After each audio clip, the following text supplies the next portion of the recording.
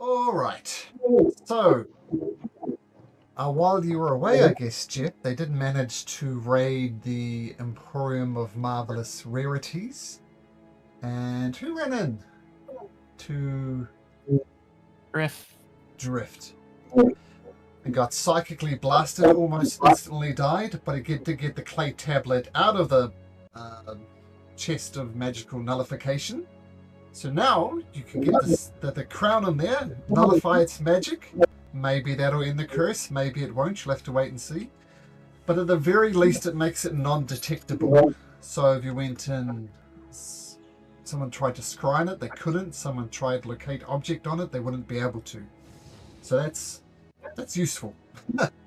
And now in the monster menagerie, you discovered Poop in Narada Tech's house, who is the royal architect who will tell you about the Tunnel of Love.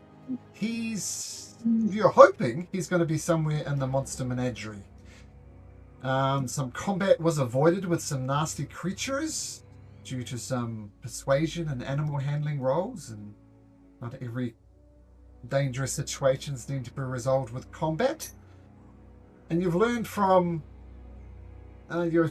you notice there's some secret entrances underneath here, and you thought last week maybe that might be worth investigating. So, Saviors of Aglarion, is it too early to say that? I don't know. But what would you like to do? Malcolm, just out of curiosity. Yes, you can go vertical. I looked it up. Nice. Thank you. So throw people up in the air.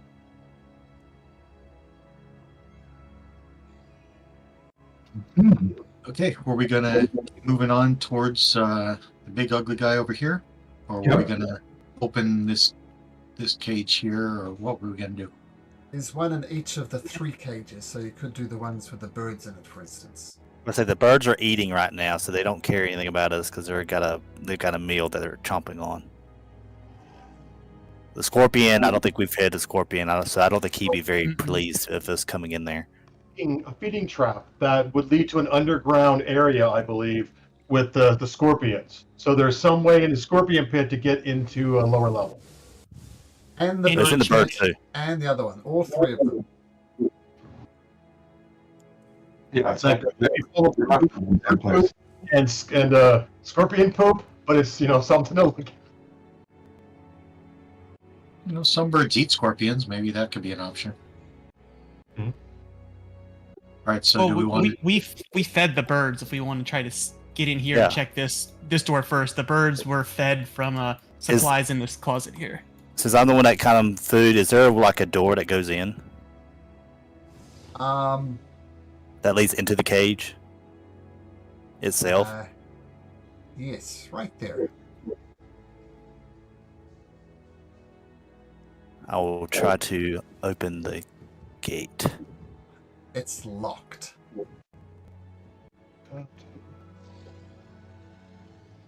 I will still try to open the gate with some thieves' tools. Guidance. Sure. I will assist. Sure. I'm proficient.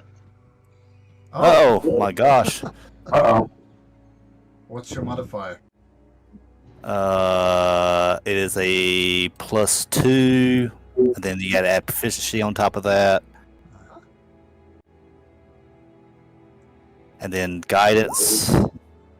That's a 2 on the guidance, so that's 8, 10, 13? 13 is enough to crack it open. It's more to keep things not great security, but good enough to keep the young kidlings out. And you head down into the cage, Randall? Yep. Kind of keeping an eye on them, making sure that they're still eating their meal. Let's drag you in there. Dynamic lighting. Yeah, they're thoroughly engrossed in your meal, and you seem to have ingratiated yourself with them, so they're happy enough. I'll kind of like wave the other ones in there as I open the trapdoor.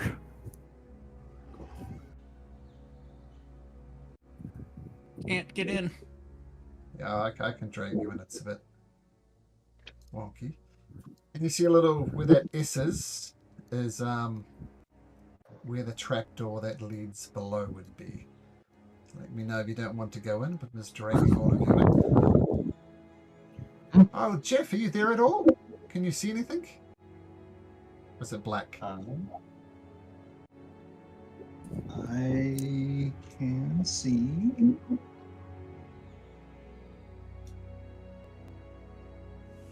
Sorry, you can or you can't see? I'm sorry, I cannot see. I was like, well, I see something, but I actually don't see another character. There you go. The world lights up. Thank you. Yep. Okay, right Oh, over here. if it matters, Jeff, we let you feast on a freshly killed peacock. It does matter. Thank you. So I'm sure that Benek would have shared with you. Oh, this is great. Much needed. Thank you so much. This keeps everything in check. Right to the north, right where the big S is, that's the trapdoor that would lead underneath these feeding chambers.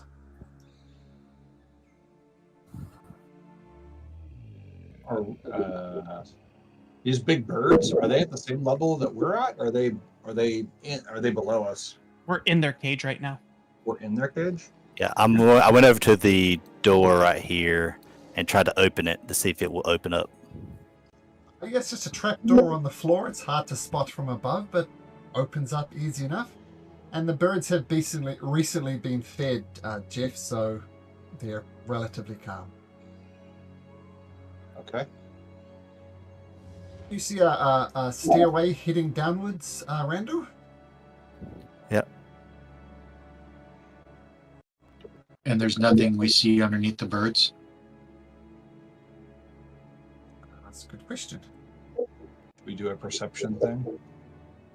Sure, if you want to have a quick look around the bird's nest before you go in, absolutely.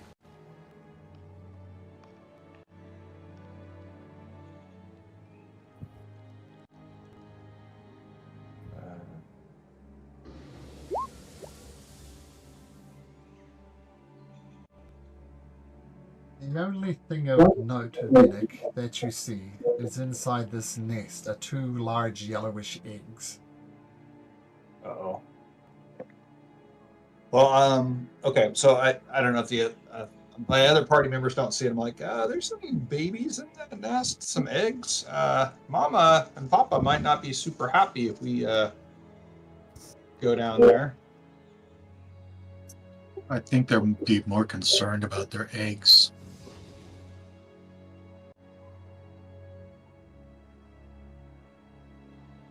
Let's not waste any time. We should get down there and get out of their cage. Yeah, but Randall's holding up the trap door. I was like, get in quickly. All right, I'm doing it. Doing it. Yep. Jump down. Jump down that ladder. Okay, I'll drag you to a different part of the map. Just hold still for a second.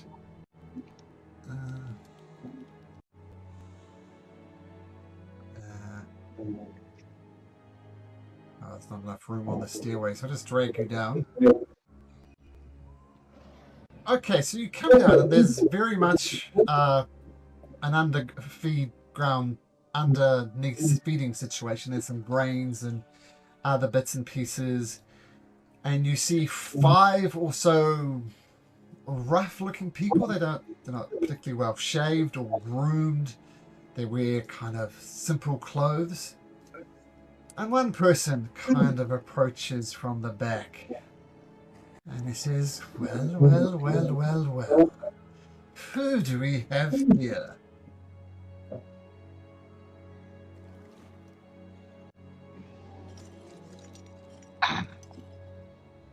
Who are we looking for? What's the name of the person we're looking for? I'm looking through my notes and the all the characters on the sheet, but We're looking for the Nardar. That's it. Nardar Tick. there it is. No articulate. yeah, the current architect. Excellent. I'll say we're here to help if you need help, but we're also looking for a Nardir Tick. We have business with him. No, kind of step forward next to Randall. So I can see people. You have business with the royal architect, and Why, pray tell, would you think the real architect is down here? Like I said, we're here to help as well, but we're looking for an architect. But if you need assistance, the streets are rough. I don't know if you need in or out of the city, or you seem to be trapped down here hiding out. Well, trapped is one word. A safe refuge would be another one. Now, we are all too aware of what's happening upstairs with the rain and the lightning and the other things. But the Queen is on the throne. I am sure she knows what she's doing. Long may she reign. I'll nod. I'm gonna try to insight that. I'm terrible, but it's like, are they really? Sure. I will was gonna join you inside in as that. well. Oh, Ah, oh! Look at those insights, left, right, and center. He is saying it without heart or feeling. You feel like he's testing the waters. He's saying, "Long live the Queen," because that's the safest thing to say in the first instance. But he has no love for the Queen. Oh. how would I respond to that?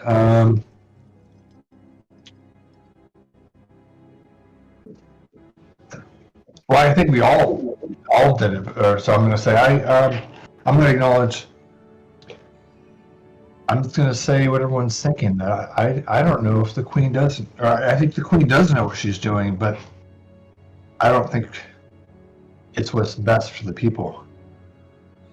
I agree. The Redeemer's light does not shine on her. Well, you've passed the first test. Then. Yes, fuck the Queen. She's bad for business, if nothing else. And you're after the architect, and you think you can offer us some sort of favor for telling where he is? You think we need your help? I would also depend if you are asking that question, you perhaps actually know where the architect is.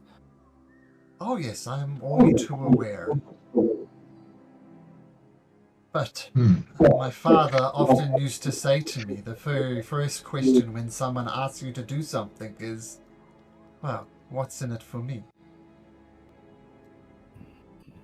I'll step forward and I'll say, and we need the architect to deal with the Queen. We're charged from his old guard, Lord Simonder, and we have a plan to end this the tyranny and the death that's happening. That's what we offer. Just help us to end this.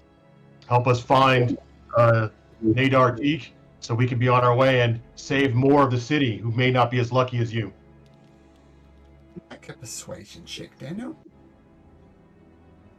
Come on, negative. Come on, one. Come on, one. Oh, I'll use a lucky though. Sure. +6 is pretty good. 8 is not. Yeah, I know. Roll it, and then I need to mark it off my character sheet so I don't forget. So I don't know what I go. Let me say that I look at you, you're a vagabond group. Some of them you look too clean to be doing such dirty work, and some looks too dirty. Maybe you've done this type of work before, but let me just say that I am not opposed to your idea. Let me formally introduce myself. My name is Taris. And you are? I'm Gala Ronald, and I'll point to my red club friend here, and point to everyone else, so they can say their own name and how they want to go across. Rift. I noticed... Randall. Randall? Toriel. Sorry. Toriel. Slow to respond there. Who is this fine red-cloaked gentleman here?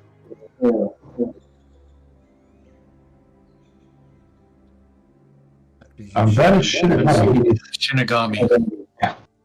You've probably heard of me. Oh, I have heard of you. Saving the king all those years ago, and at what cost? It seems that it cost you a lot. But you all swore to uphold the law of the queen. Her word is law, and you are a law keeper. I know who you are exactly. Your name has been broadcast across the Tower of the Minaret for days now. You are wanted people. So tell me, Shinigami, why haven't you arrested these people? They are outlaws.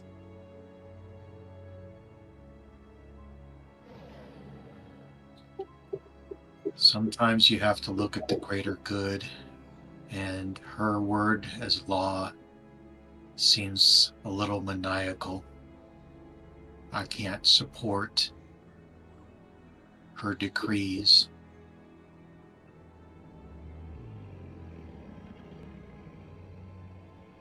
Are you really a red cloak anymore? Because that is what you do. Your job is to uphold the law, whether you agree with it or not.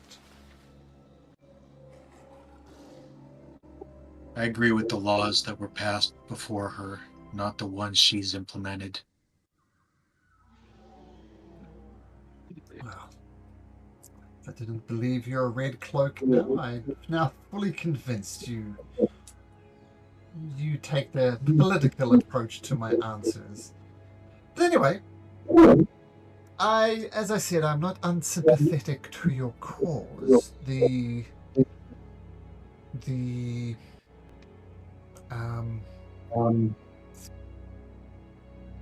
not unsympathetic to your rules, and sorry, I'm humbling over my words here.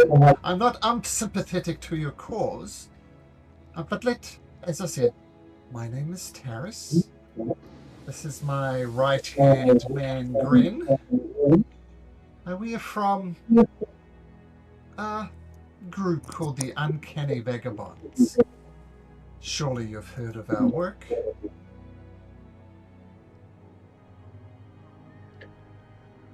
I have heard in my olden days, yes.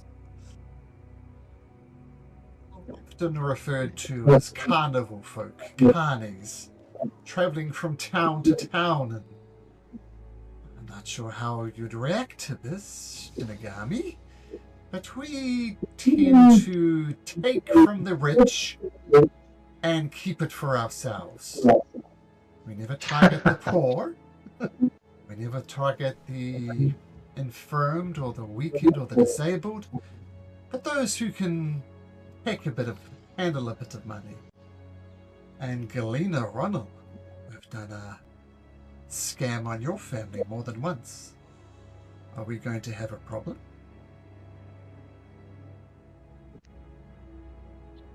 I have bigger concerns than you pickpocketing rich people.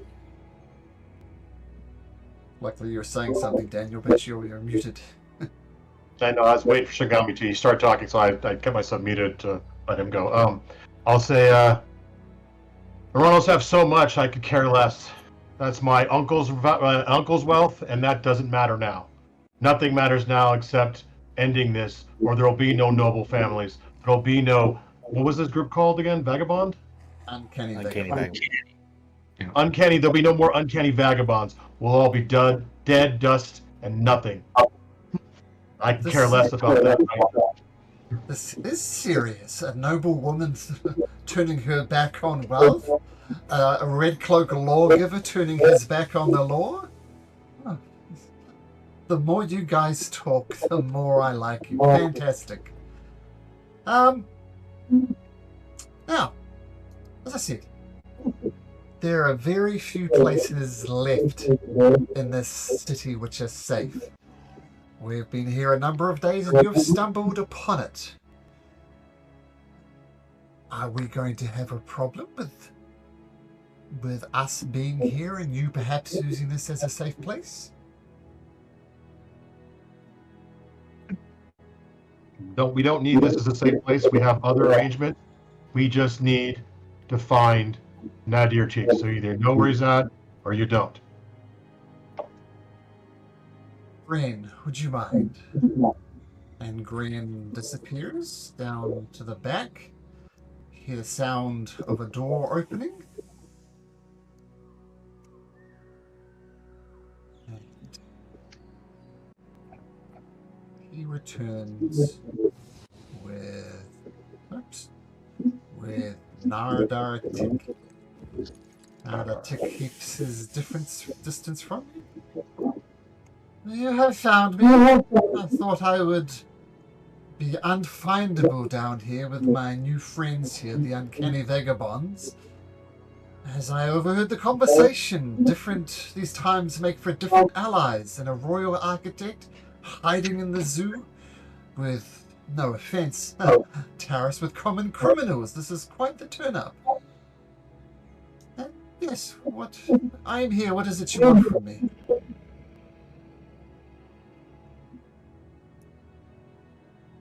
Ayla, you got this. Go for it, Eric. Oh, no, I was just going to say, since you were speaking. Well, I don't want to take over everything, so I pointed to you as something to Yes, we were looking for the tunnel of love. I know where it is. I know how to locate it. I wouldn't be who I was in this position if I didn't ask what you want that information for. Well, it sounds like we're all amongst friends here, and if you did hear us earlier, that we need to use that path to get close to the queen and take the crown, because we think that is what's causing this. Well, you know that to take the crown, you'd have to take the queen's head as well. Are you prepared to do the most treasonous act of all and commit regicide? We are already wanted and likely killed on sight. This will not add to anything. So kill or be killed, is that the idea? Well, she's destroying the kingdom, and people are going to starve. I mean, that's already happening. So we believe she can be some, and the worst. I mean, demons enough to replace all of us with undead and demons. So it's in all of our interest to correct this. That old chestnut. That often comes up in times of trouble where people turn their backs on their beliefs. I swore an oath to King Waldron Azanar, may he rest in peace, that I would not reveal this to anybody except for royal architects who come after me. And whoever you are, whatever your goals, you are no royal architects. No, but the king is dead, and the kingdom is going to shit. It is not time to uphold your oath for a slain king. This is bigger than all of us.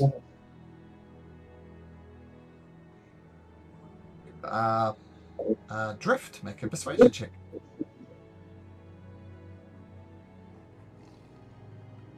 Just with his newfound enlightenment, even though he's going to see this, he will guide himself for a little guidance from the Redeemer. So maybe it will help his persuasion check if he sees the light.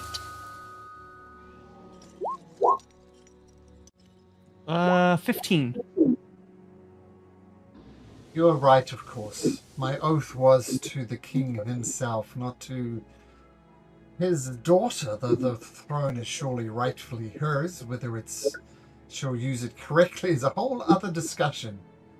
But you are right. So as you might have known, King Azanar liked the visits from the ladies of the night and his various concubines. Arlen the Constructor, he constructed the Tunnel of Love just so that the king, let's face it, up to now it's all been kings, could, visit him discreetly during the night. And while I cannot confirm this in any way, it's a great suspicion that there's more than one of the king's bastards out there. Maybe they would have a claim to the throne. But finding them, getting them to stand up against the Queen is another thing. Just to the right of the royal palace, there is a warehouse, just used for storing simple things. Right, if you go to the bottom of the warehouse, move a few boxes aside from the riverside of the building, you'll find a trap door. Follow the trap door, follow the tunnel. You can't really go wrong. There's no turns to be made. And that will take you to the top of the palace, directly to the king's bedroom. I must warn you, though, there are complications. There is a rather nasty spider-like creature that guards it, which will only let royalty pass. And there is like a magical door that once again is attuned to the royalty. So I can tell you where it is, but I cannot help you get through there. I have one question. There's a hole in your statement you stated. The spider will only let royalty pass, but yet it let the king's concubines pass through without harm, whether they were royalty or not royalty? Maybe the king changed the enchantments, I don't know. But that is a good question. Maybe he met them at the entrance.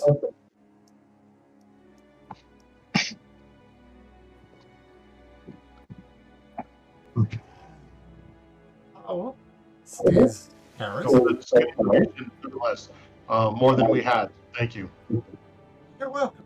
And Tara says, what about the spider creature that guards the way? What about the impassable barrier?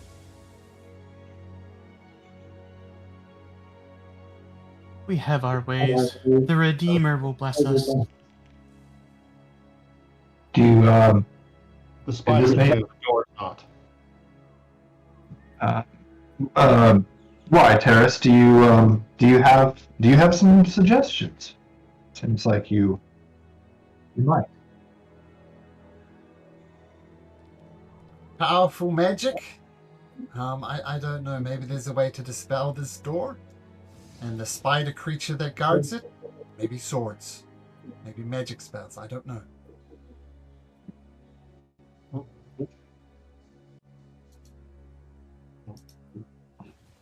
Do you guys know how you can get past the magical door? Says Malcolm. Yeah, we have a key. I mean, I'm not going to tell this guy we have the key. That's why I said the spider's new. We'll figure it out. We're good. That's why I said the Redeemer will guide us. I'll thank him and I'll say, do you mind if we take a moment to rest here before we go back out into that terrible rain? Of course. Pick your load off.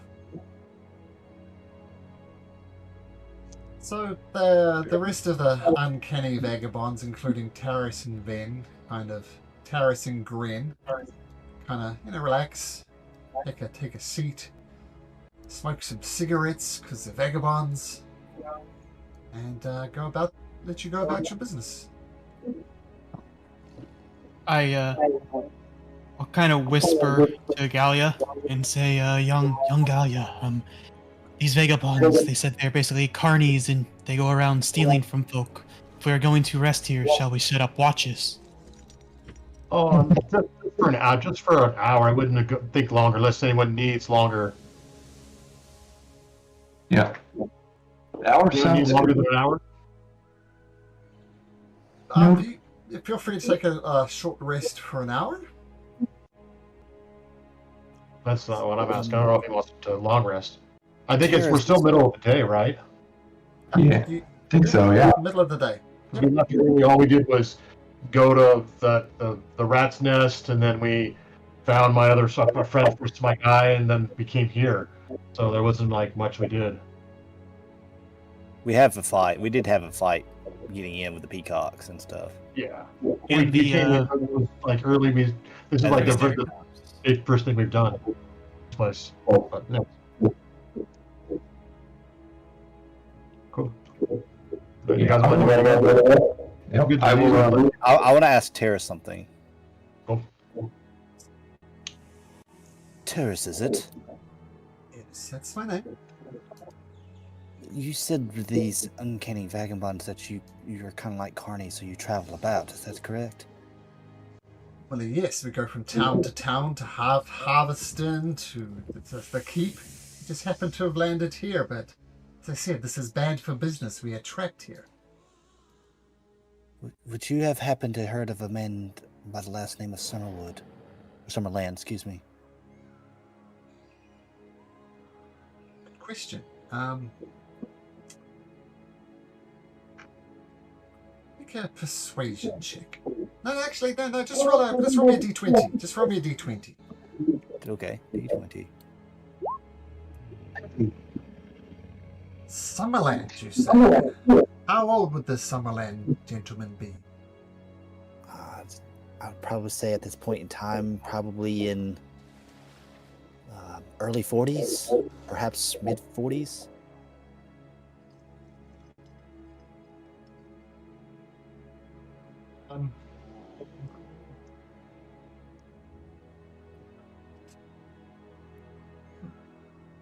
A number of years ago, as I said, we traveled from town to town. There was a gentleman who identified himself as Summerland. I can't remember his first name, I'm afraid. But he did travel with us for some time. He seemed lost. He seemed confused and hitching his wagon, so to speak, with our merry group of men served him well. But then he started questioning our ways. And after a couple of years, he left, and he said he was going to go on a spiritual journey. Kind of in the sense of, giving away his earthly possessions, living simply. And that was the last we saw of him. So I don't know where you'd look for someone like that, but he was definitely anti-money, anti-possessions.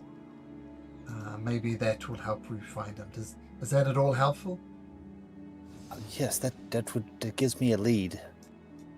Much better than originally what I had, but that does help. I appreciate the information. This was a number of years ago, and I haven't seen him for 15 years, something like that. So find somewhere that people get to do nothing, can live off the land and eschew money. That's where I would look if I was you.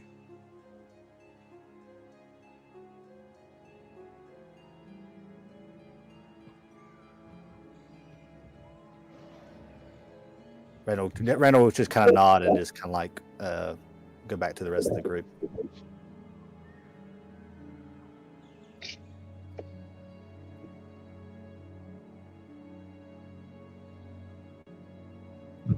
Alt rest activated. Randall, that gentleman you spoke of, can you describe him better, and I can let you know if he ever visited the monastery? This is very hard to describe. I don't remember much of him. You see, he left when I was fairly little.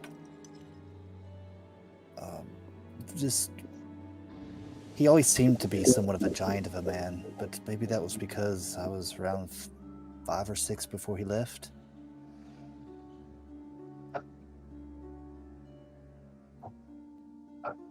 It seems quite hazy.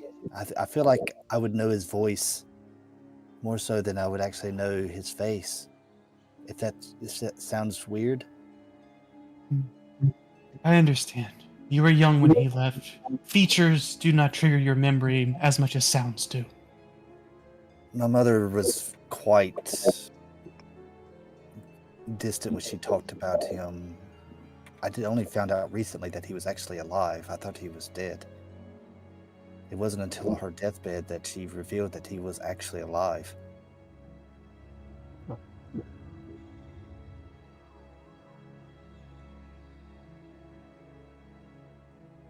Drift. Many lost people have traveled via the monastery of the Spirited Leaf, where you spent a lot of time. the way Randall's describing it could be one of them. Could be matches so many descriptions. His description is so vague, but you have had people travel to the monastery. I've come and gone over the years, but too vague to say for certain.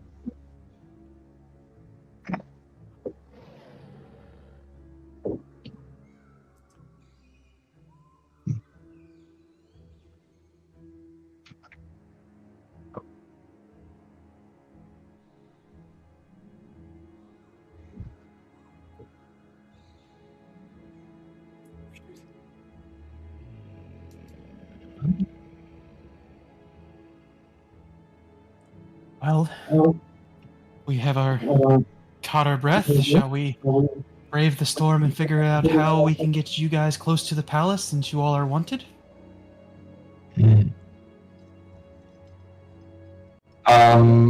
Yes. I can't remember his name right here. Or Nardar. Nardar, is there, you probably know the city better than anyone alive.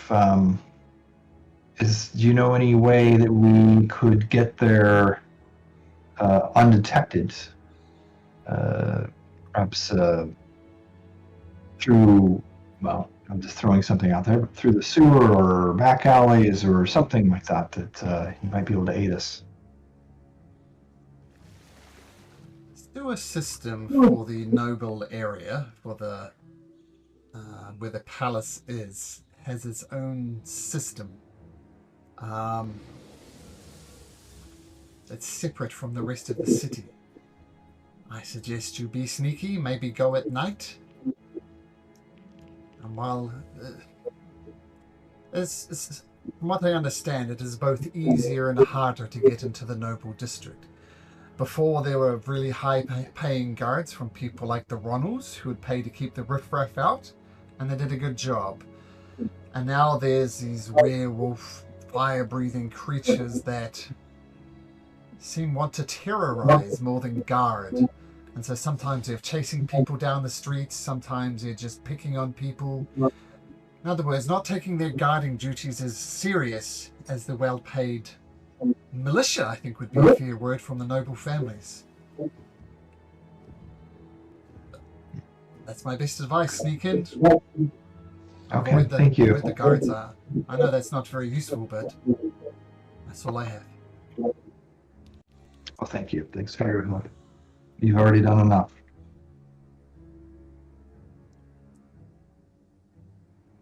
Well, we should probably do whatever we need to, and then at nightfall we try to sneak in.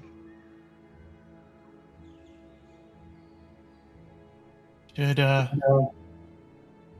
we rest here until nightfall then and not risk the rain? The rain is worse during the nighttime. Can't we just go to the Tunnel of Love entrance and wait inside the shack? Well, we're saying We did the Noble District before. That's true. It's easier to get in. Maybe if we go like down 9 arches to 125 and then cut across. Sure. Yep. Yeah, I think he was suggesting we go at night, the sneak through the streets, but then the rain is worse. So I think we just go at night through the Tunnel of Love, get to the shack, and pull up there.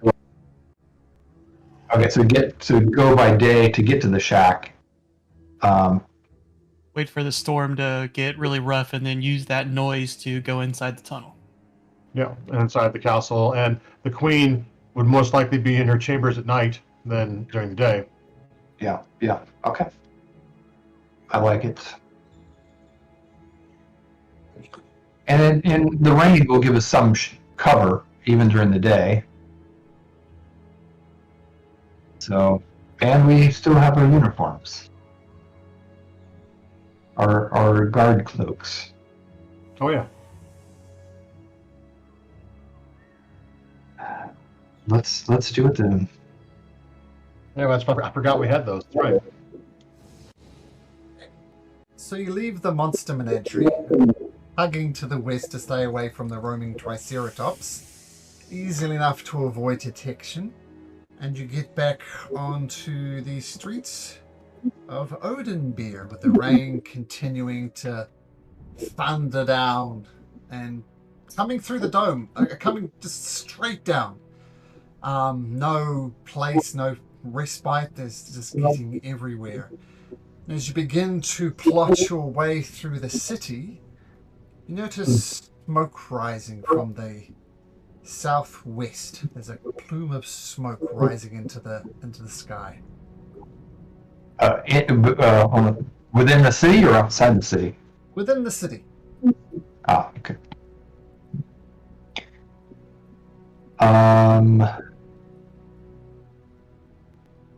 Can we get an idea of location, or is it just too?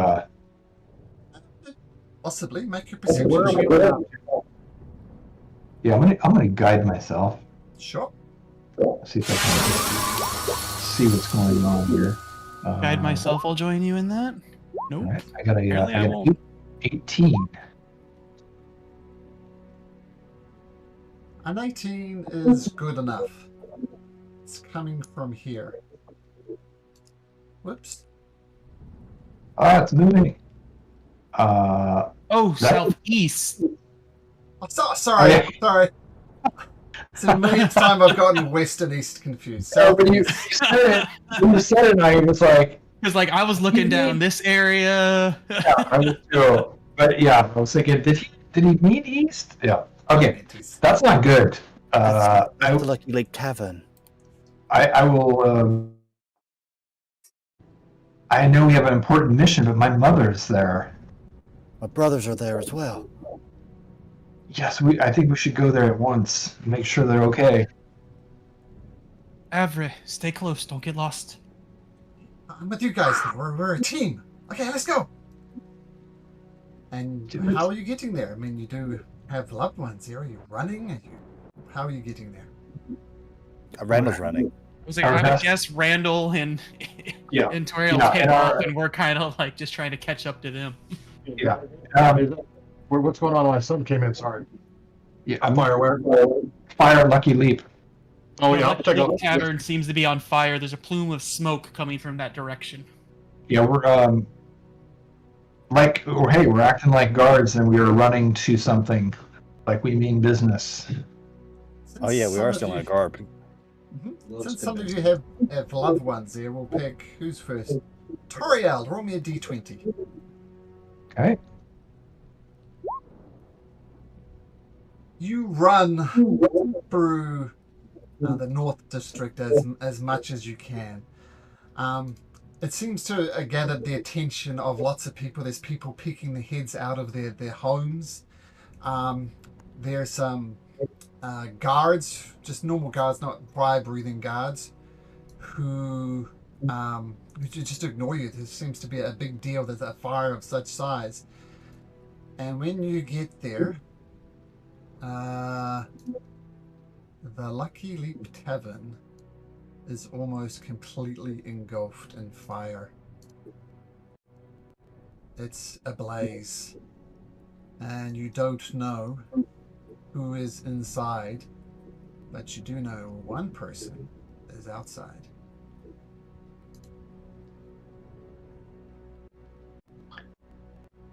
I don't remember who that is. Christophilus. One of Randall's brothers. What in the world is going gotcha. on? He said she wanted it to burn, so I burnt it. Uh-oh. What? Who said it wanted to burn? The one who gives me power. The one who gives me and offers me something you never could. Yes, you did call it last week, Doug. Yep. She was the one. She wanted it burned. So I locked the doors and I burnt it.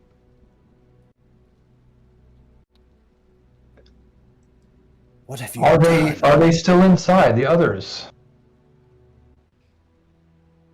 He gives a non-distinct smile and starts wandering away. You I get know back this here. is your brother, I'm but gonna I'm gonna grapple knock him. him out. Where Was- approximately is the stairs? Yeah, in the building. Like, is it right there? I can't remember. Right here. I've got a hit in it because you're not entirely sure what's going on, but it's ablaze. Okay. Can we just? Sorry. I'm just gonna keep it going. Toriel would immediately cast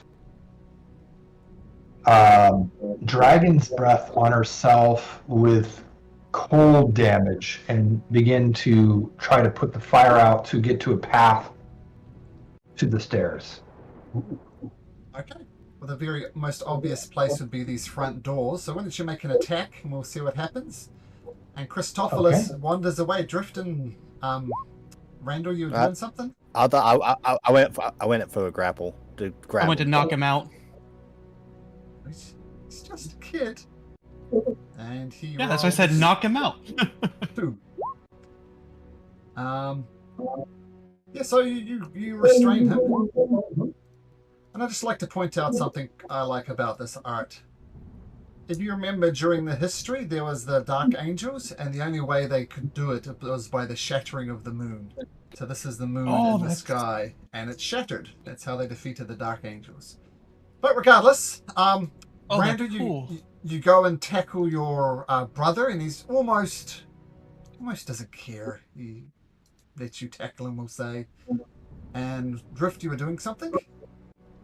Unless Randall puts up a hand, non-lethal, I'm going to knock this little cocky emo brat's ass out. Make an attack roll.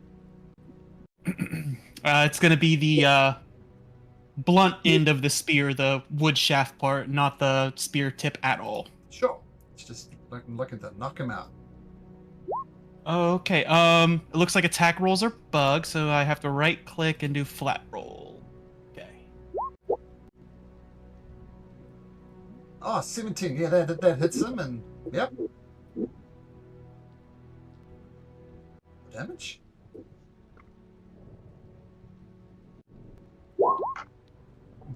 He gets knocked out. He's on the ground. He's still breathing, but he's unconscious. Toriel, you go and breathe your icy breath onto this front door. The flames part momentarily. It could be possible to get into the Lucky Leap Tavern now if you wanted to. Okay, I'm sorry. Go ahead, I Randall. would say, would it be okay once he knocks him out to kind of like toss him to the ground and then ram the door to the Lucky Leap Tavern? Like, I'm just gonna like put my shield up and I'm just gonna push, like, power through. Aid of Toriel's breath weapon, absolutely. And you see the inside of the cavern is fully ablaze. And you see 2 of these fire-breathing creatures just adding flames to the thing. And they turn around and look at you. And we're going to have to go into initiative order as all hell I'm assuming breaks. I'm right in Sure. the doorway, so to speak. Yeah, I would be right there, breathing some cold. Close to knock the door down. I won't be as close as Randall, but I'll do. Do you want me to have a new initiative for this, Malcolm, or keep the 7 from knocking out Christophilus? Oh, roll again, that's fine. Hold on, I lost my character sheet. I'll roll initiative in a second. Sure, no problem. Randall, as you bash through the front door, you'd normally take more damage in this, but you take 3 points of fire damage thanks to the assistance provided by Toriel as you burst through. So you can be right there if you like. And let me just change one quick setting. Okay, should be able to move freely around now. I disabled something. Okay, so bashing through the door, you see some creatures adding flames to the fire, and you're first up to react, Toriel, despite All right. Phoenix natural 20. What do you got, Toriel? So, I mean, is the floor on fire, or is it just we're just where you have indicated is on fire? Uh, Oh, there we go. just to indicate that it's fully ablaze. Okay. And entering in, All right. you're going to take damage. There's no way. There's that much fire. Okay. So even if I go through one of these spots, it'll be the same. Yep. Okay. It's just indicative. The All whole right, place is ablaze. All right. I'm going to go right to here. Okay. And I'm going to use my bonus. Is it a bonus action? I think it's a bonus action to breathe fire again, right? Until the spell. Oh, you use an action to exhale. Okay, so I'm going to use my action to exhale again on this, and it's a cone, so I'm going to try to put out some fire and hit this dude. If I can roll the damage. Where is it? There it is.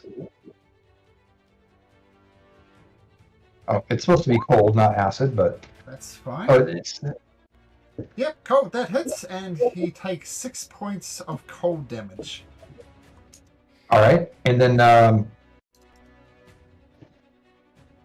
I'm going to try to shove the one over here away from me. So that's yeah, I think it's DC. What was a 10? So he doesn't get shoved away. How far does he get shoved away? That's just 5 feet. So he gets knocked back here. And I'll step right there. And that will be my turn. At the end of your turn, you take 6 points of fire damage. All right. I happen to be resistant to fire because I have a Helm of Brilliance on. Right. So I'll take 3, right? Very useful in this instance. Take half of that and make me a Constitution saving throw, DC 10, as you did take some damage. Right. Drift. You watch Toriel and Randall just smash through. What do you do? I'm going to use my inspiration that I've had since session 1 or 2 Sure. and re-roll that. If I may. Oof, Sure. man. There we go. You're fine. Okay. Drift. Having knocked out Christophilus, what do you do? Drift's gonna go to here, and then perfect. To assist Toriel, seeing that she is breathing ice to try to all this fire, I'm going to cast Emboldering Bond. I am going to choose Toriel, Randall, and Galia. So while you guys are within 30 feet of each other, you can add a d4 to either an attack, an ability, or a saving throw, and you only get to do it once per turn. So if you burn it on your attack, you won't have it for your saving throw if you have to make a saving throw. And Drift will go back to Christophilus because I do not want him randomly waking up and running away because that would make Randall not happy. So it's Toriel, Randall, and Gala? Is that right? Oh, yeah. Or Gala, yeah. Okay, Emboldering Bond done. Okay, Venick, what do you do? Okay, so I can see. I saw with the door open. Can I see the? You said it was creatures that were setting fire. Yeah. Yeah. Okay. So I'm going to move forward 5, 10, 15, 20, and then I'm going to use my Blessing of Raven Queen to move myself inside. I see. So let's see. I can see the creature. These are the creatures here, and here. Just 2 of them. Yep. Okay. 5, 10, 15, 20, 25, 30. Perfect. All right. I could get to there.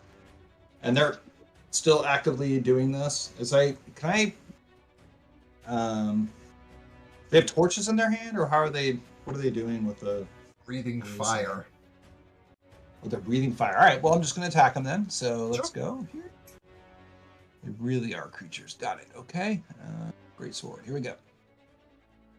Great sword comes a swinging. I don't know why that didn't roll. Let me try that again here. Let's do that. Big letdown. What the heck? I don't know why that. Let me just. Like I was saying, it's bugged. So if you right click and then have it say flat and then left click roll, it'll roll for you. flat? What do you mean by flat?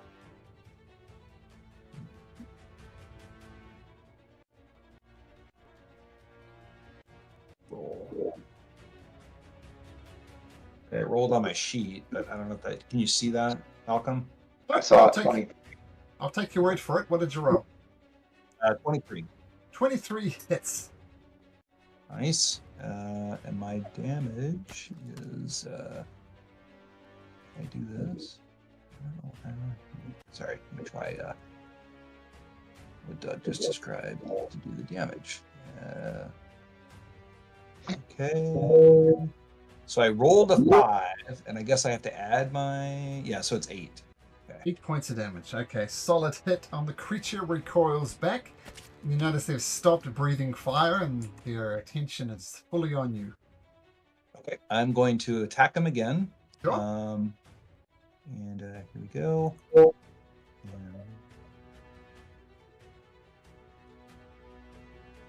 Sorry, I have a glitch going on with my computer too. The screen just went blank, so I can't see what I just rolled either. So hold on. Unfortunately, it was an 8. I saw it come through on. No, you saw it. Okay. DVR. I guess that's all I can do then, Malcolm. Okay, cool. Okay, yeah, solid hits. Galena, what do you do? You know, your buddy, you sent him here. You've got Premel and what's his name? Oren. You send Oren back here. So, Gala, with that information, what do you do?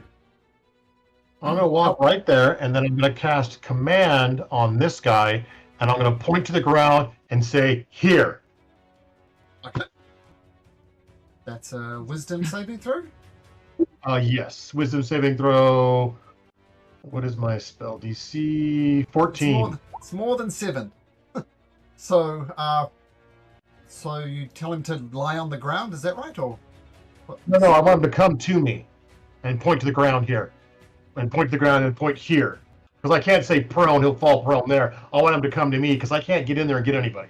I'm going to walk up and let them attack me. So I want him to come out to me. So I'm pointing to the ground here.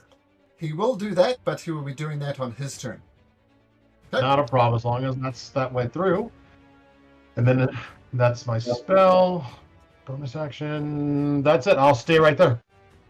Hell Knights. So they're basically dogs, and you're telling the dog to come. That's funny. Yeah, pretty much. But I want it to come. And it's also 35 for him, so he'll have to use his action to get to me too. Because if I run out there, he's just going to stab me. It's like, oh, nice. And just for clarity's sake, if you want to go to where your friends were at the secret level, you have to go down these stairs next to Toriel. So just so you know. Okay. Yeah. He comes towards you and he takes his full action and he gets there. And that's his turn. So, yep. And then he says, what the hell am I doing? You will die for this. And Randall, what do you do?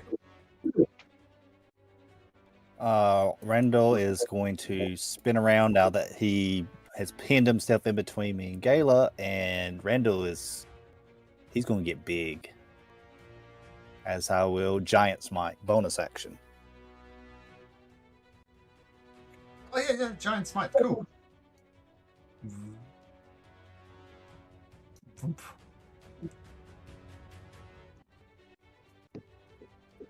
And then I will swing twice on this Hellhound Knight.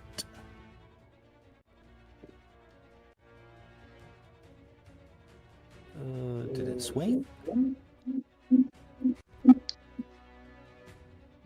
You might have to, like, as well, or it says your hit, your plus, right click it, make sure it's on flat, and then left click roll.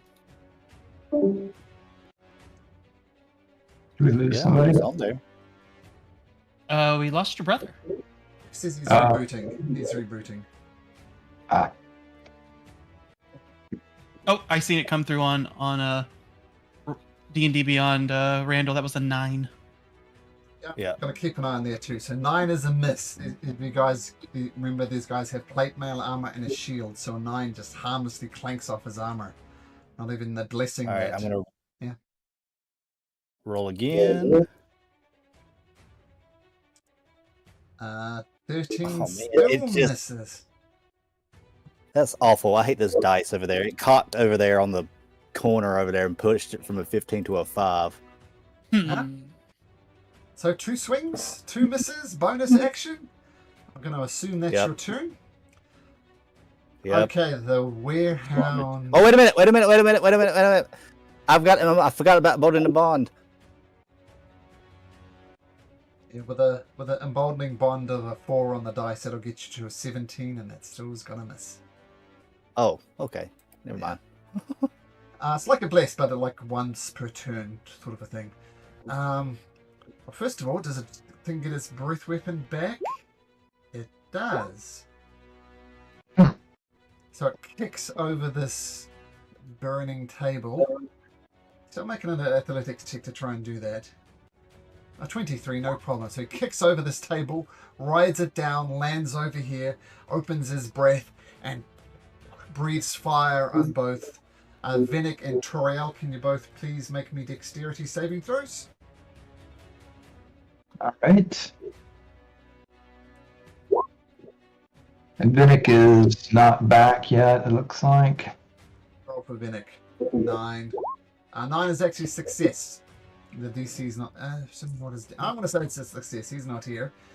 So you both take half of this. Let's just remind Vinnick when he gets back. And you'll take a quarter of that, actually, won't you, Toriel? Because you'll take 5 Well, points good of fire. thing. Yeah, 5 points of fire damage and a con saving throw. And you have your D4 if you need it for your saving throw. Okay, good call. But no problem. Okay, Okay, I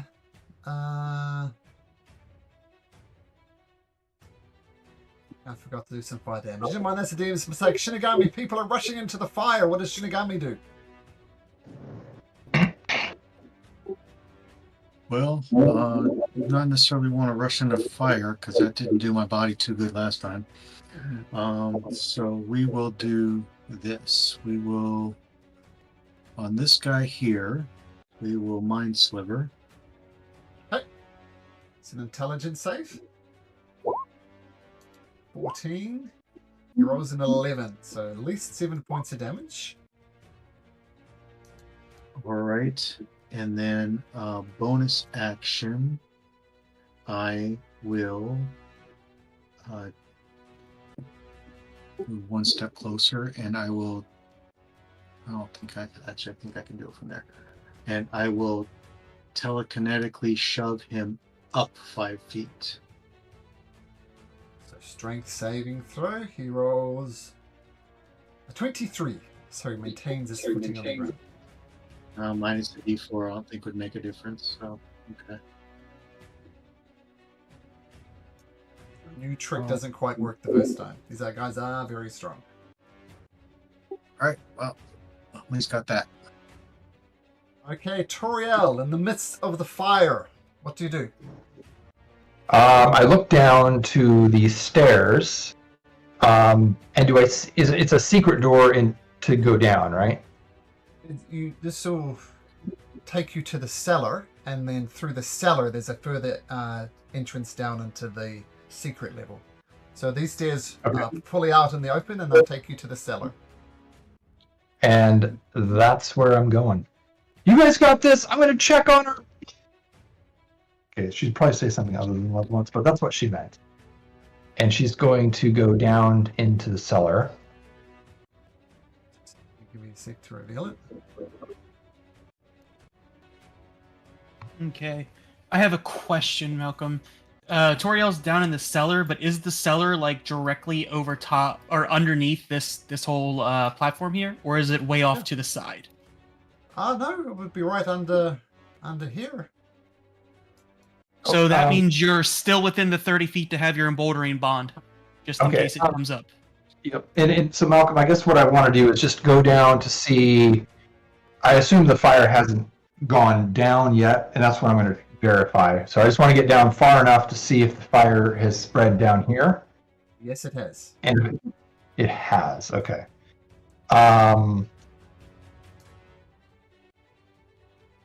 This is the secret door that you know of that'll take you down to the secret level. And I'll say, all right. And how much? You have 30 more feet. It took you 30 feet to get there. Okay, so you said I had 30 more feet? If you take the dash action, yes. Oh, okay. I will take the dash action. Actually, I'm going to use my bonus action to use a Misty Step to get to the door. And I have that without using a spell slot because I have the whatchamacallit? The Fey touch. Fate it. Thank you. Thank you. So I'm going to Misty Step to the door. And then I'm going to use my interaction to open the door and use 30 movement to get down as far as I can. This is The now dash, you're, dash. oh, sorry. Now you're officially in the secret level. Let me just reveal it.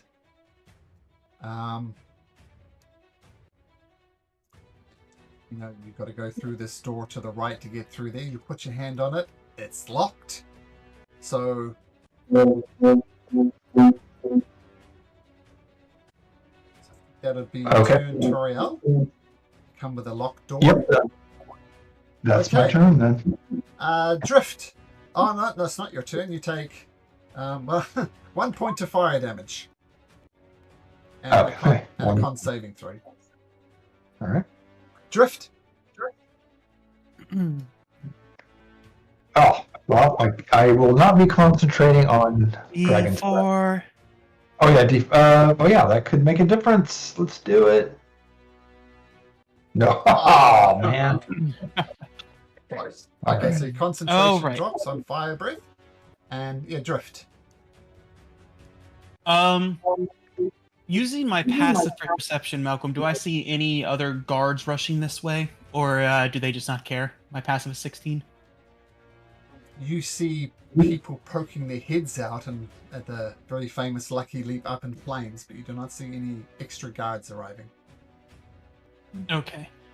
Well, I still don't want to leave Christophilus just in case he wakes up. So what we're going to do here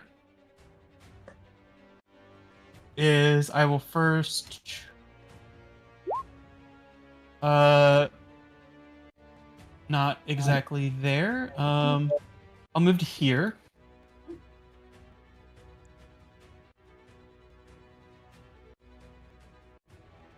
Okay, so not Venic.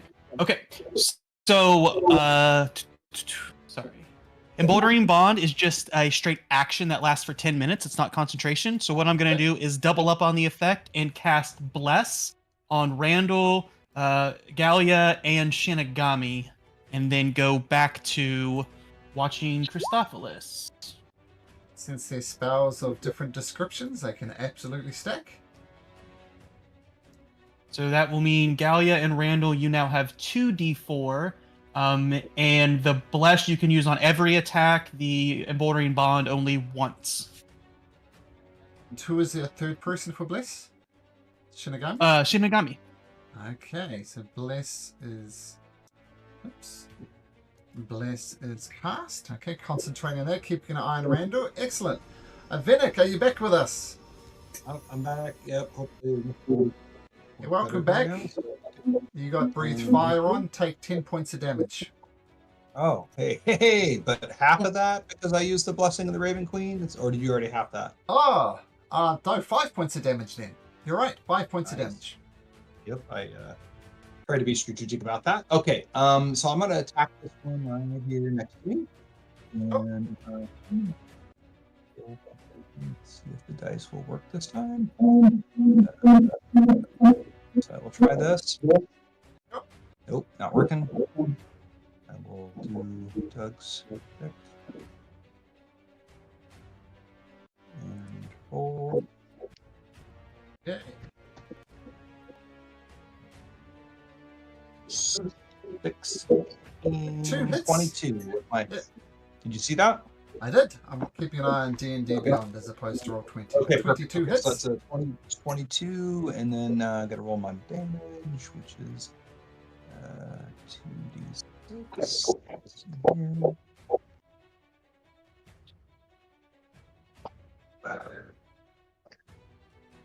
Four plus 3, so sorry, 7, 10. So 10 points of damage.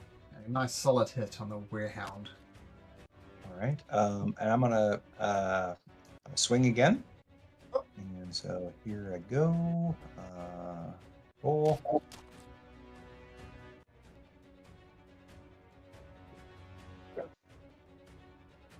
Oh, What is that? Is that a that's a crit? natural What is 20. That is a crit. Nice. Yeah.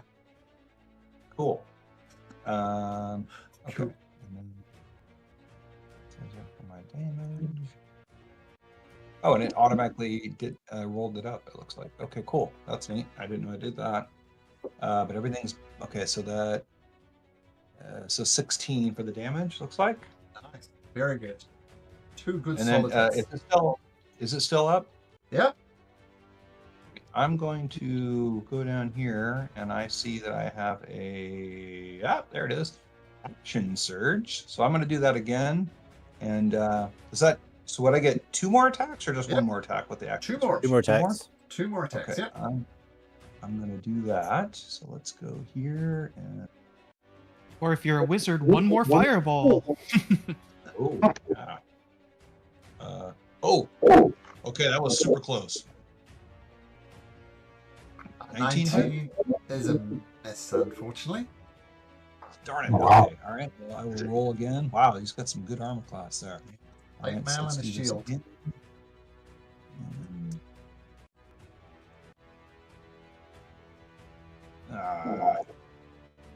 Womp womp. Looks like my action surge was wasted. So okay. Bray. Because that's just that's not my bonus action, right? My action surge is just Just special. happens. Yep. I will use my blessing of a Raven Queen to get myself here next to it, so I'll be the resistant to damage again. So we'll just click on that. Very good. All right, Good and that's my that turn. you're well, that's good that you're resistant because you just take. Oh, what's that coming out of? You take. 5 points of fire damage. You would take of 11, but thanks to the blessing of the Raven Queen, you only take 5. You're in a house that's on fire, so. But nice turn, Vinnick. Gala. Alright, Gila will use Bloodsong and take a swing at that guy.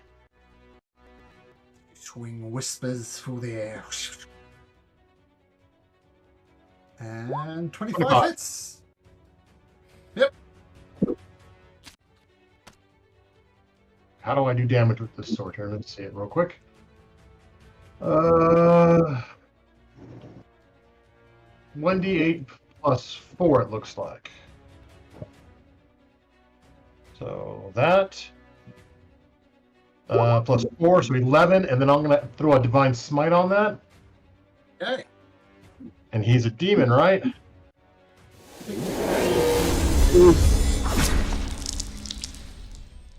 He doesn't qualify. I'll put it this way: he doesn't qualify for the extra damage from Divine Smite.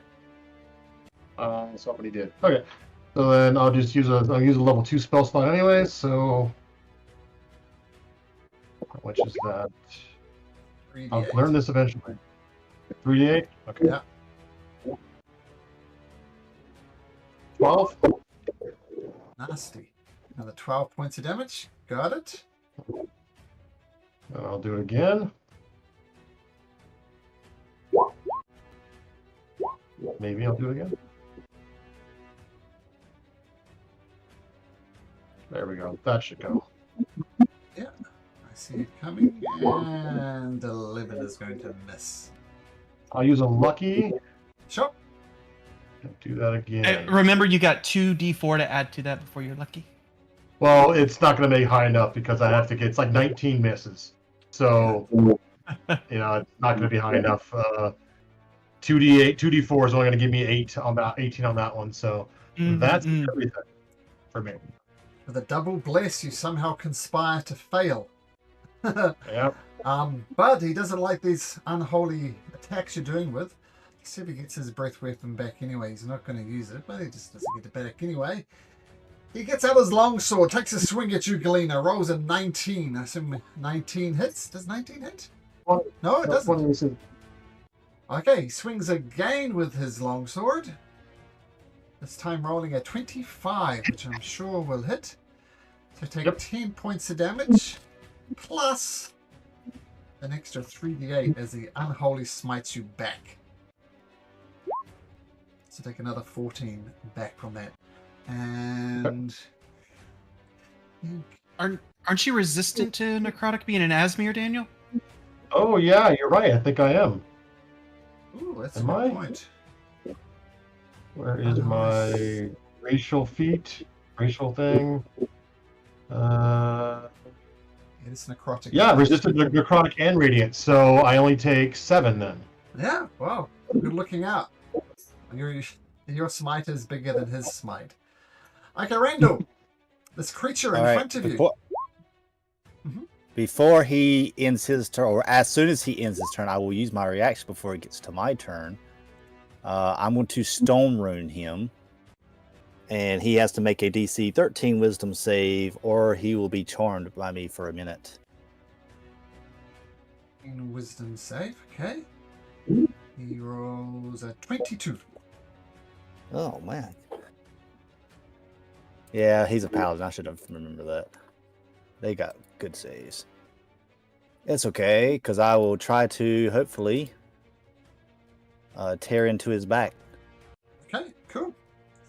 His attention's definitely on Galena, so yeah, go for it. Did it go through? Oh, it's being very slow. The other one worked, though.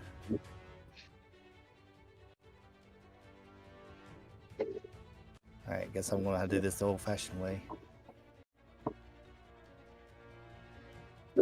Roll. Oh, good grief.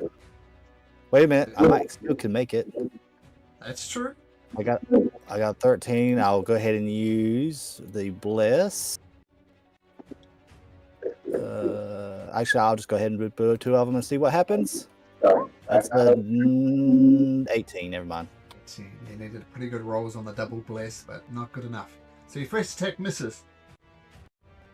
Roll again. Okay, I do not like this dice thing over here because it hits a nice number and then it rolls over to the lowest number. So I need to fix this roll 20 thing. I miss again. Yep. Okay. At the end of your turn, Randall, take 8 points of fire damage. I will actually use my bonus action to second wind. Sure, but take that 8 and yeah, absolutely, second win. Okay, the knight right next to you, Vinnick, is going to bring out his long sword and says, "For the Queen!" And he rolls a 26, which I assume hits. Unfortunately, yes. You take 8 points of damage, but he's going to pump in a second level Divine Smite as well. So you take 19 points of damage. As he It's smites 19 it. total, but I still 19. under my blessing of the Raven Queen, so it's half of that. Yeah, so 9 points of damage from the first hit. Okay. And from the second hit, he rolls a 12, so the second one whooshes over your head. That's a miss. Okay, so, yeah, since it wants to die, it doesn't look like it wants to retreat at all. What does Shinigami got? Well, we'll move up and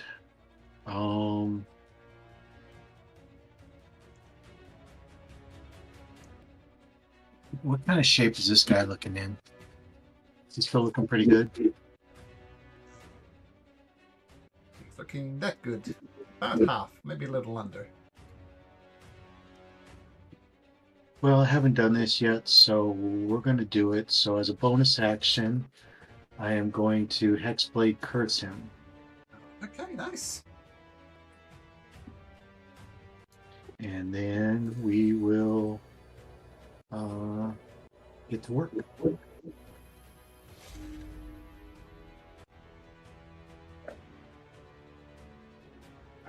Maybe.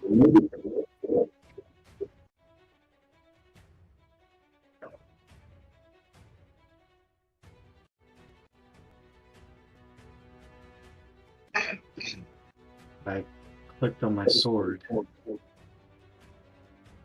It's being the same death. You gotta right click, Jimmy. Right click and then flat, then hit left click roll.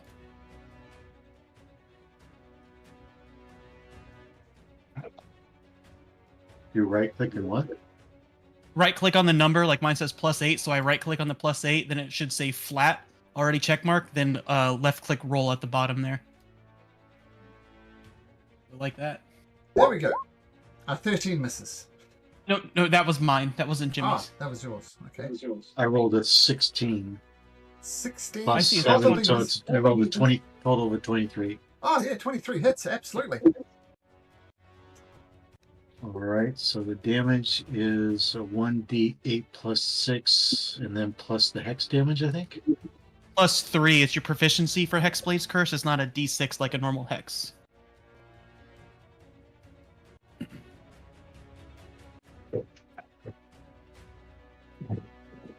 Oh, okay, so it's just a A flat +3. It's whatever your proficiency bonus is. so basically 1d8 plus 9. That sounds right. Yes. 13 damage.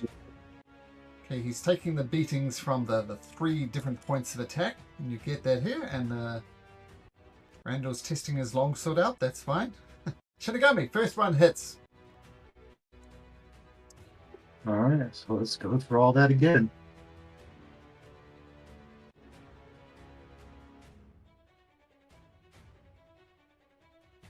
See the roll coming through. 25 hits again, nice. Weird. So that's another d8 plus 9. 10 points of damage. And the creature lets out a little yelp and goes down. Well, that came in And- handy. If you're hurt, Jimmy, you get health back equal to your charisma modifier plus your warlock level. Okay, cool. Well, I didn't take any damage, but yeah, that's good to know. Thank you. So I would have been 9 healed. Cool. That is nice. Is that the end of your turn? You stay there? Yeah, it's not like Hunter's Mark where I can move it, is it? No, unfortunately, it recharges on a short or long rest unless you're like a level 18 Hexblade Warlock, then you get to move it. So it's kind of like a one and done type deal. We're level 18 But that's right, Malcolm? But that's also why it doesn't require concentration. Okay. I'm not watching Well, that was what- worth it. It's good. Okay, cool. So, Toriel, you rush down to the secret level and you come across a locked door. What do you do? Is it locked? It's locked up from the other side. Yes. Okay. First thing, I'm going to yell, and then as a bonus action, I will recast Dragon's Breath. Yep.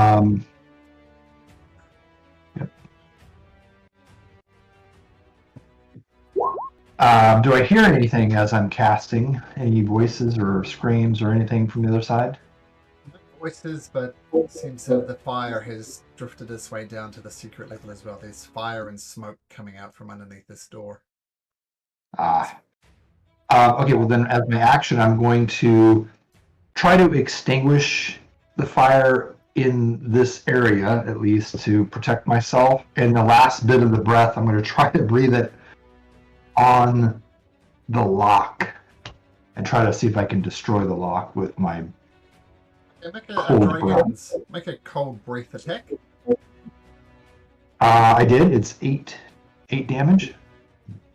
The very hot thing with a combination of a very cold thing blasts the door open, in fact. So you can go through.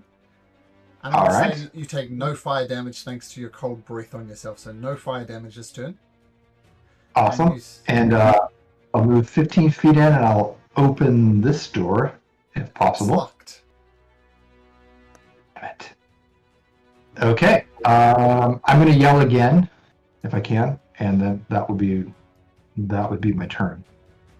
Okay. Drift. Is or does Christopolis seem like he's starting to come to, or is he still snoozing? Medicine check. This is a free action. You think he's going to be out for at least an hour, in your opinion. Could be wrong, but you think at least an hour. It's a pretty nasty welt is growing on his head. Okay. Well, Oops. Oops. I will still stay out here with him since I have bless up. I don't want the fire to make it go down. I'm guessing the allies are doing well, so I'm gonna just say Redeemer be with them, and I'll actively scan to see if any Hell Knights are coming for reinforcements.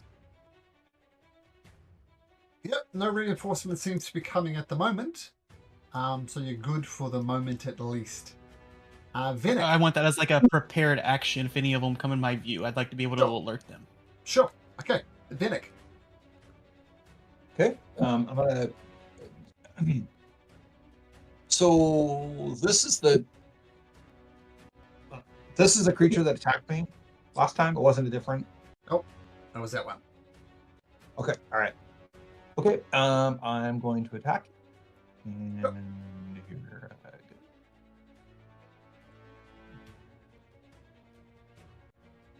It's swinging your great sword. Miss. You miss with a 2 on the dice. That's a miss. First attack. Swings No. All wide. right. Here we go again. And come on, man. You can do it. You can do it. Come on. Nope. You can't. You can't do it. Mm-hmm. That sucks, man. Seriously? All right. What do I got else up here? Yeah, I'm not gonna expend a one of my whatchamacallit dice to try to fix that because that's just too far down, too low. So I guess that's all I can do this turn. Shitty. Oh wait, no, I'm gonna do this. I'm gonna use my Blessing the Raven Queen one last time here. You use it, look at that. Maximum damage, so you take 12, but halved because of the Blessing of the Raven Queen to 6. And you hear a voice saying, Second Wind! Oh, but you just bonus action bamf, so can't. But you can bamf to the same position if you want, Jeff. Bamf somewhere else. I could do the same position. I can't move. Well, I'm sorry. Well, you cast Blessing of the Raven Queen, which gives you a 30-foot teleport. You can teleport to the same place to get the damage resistance, or you can go somewhere else. Up to you. Got it. I will stay there for the damage resistance. Okay. So. Cool. Yep. So you take 6 points of fire damage, being in the flames. Got it. And Galena, what do you do? All right. Well, since my one target's dead, I want to go up to this target. Walk in there. Yep. And I will swing my blood song on him. So whispers That should be emanate good. There's definite hit. Yes, nice. It is.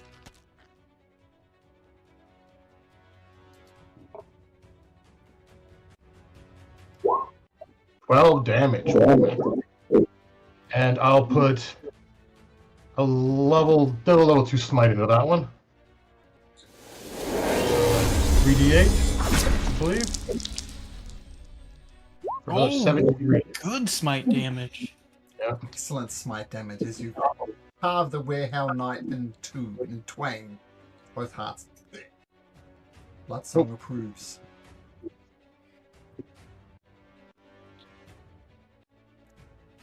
That's everything I got.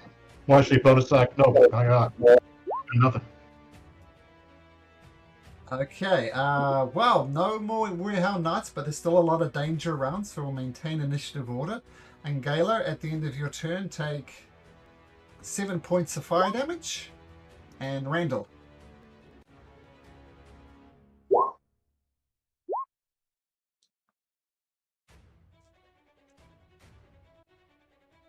You're muted if you're giving us a monologue, Randall. No monologue, just dashing. It's dashing, okay. Heading down the stairs. Down the steps. Yep. Okay, I'll drag you to somewhere else on the map. I think you get to about there. And there's the secret entrance right there that's open because what's the face just went through. Toriel. Okay, Shinigami.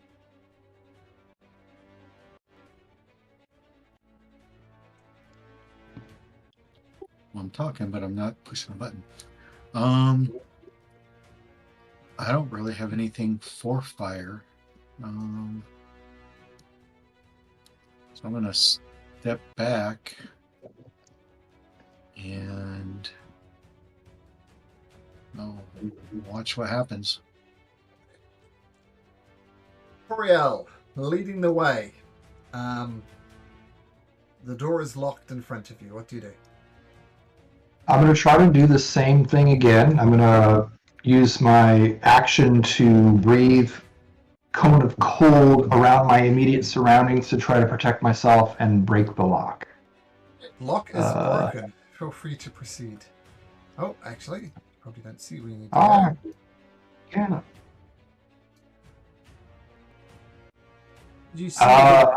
You see the burnt, Okay. mangled bodies of some of the loyal knights of the crown who are dead, and there's one other person you see dead here. I'm just going to whisper you the name.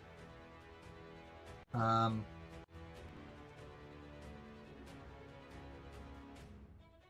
this person, Toriel, is very thoroughly dead.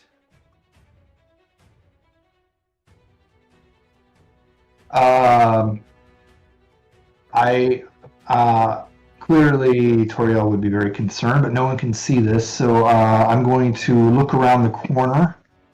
I don't know if this door is open, but I'm going to try to look down there. That's 10 It's feet of open. movement.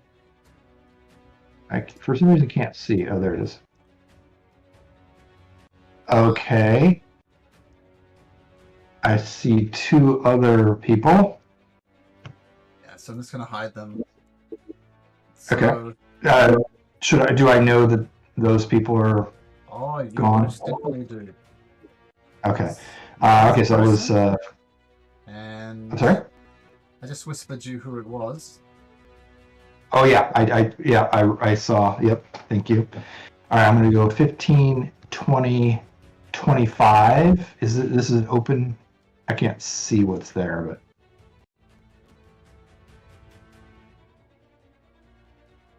These very well. Okay. Panicking. I'm going to be dashing here. So. Wait. You see one other body in there? Oh, okay. I would think that at least Randall would hear Toriel scream, and I will dash. I can't see, but I will go. Right. Oh, okay. Right there is the person I imagine you're most concerned about. Oh, there is someone. Must have been someone on top of her. Camarel Hoyer. Oh, that is. Oh, well, the image is different. That's weird. So I think there must be a token on top or something. No. There is. You get out the way. There we go. Oh, there it is. Yeah. Okay. Nice. May I try? I'm not proficient, but may I still try to medicine check? Sure. I mean, I'm learned, right? You have Emboldering Bond as well, if you want. Yeah, I'll give that a try.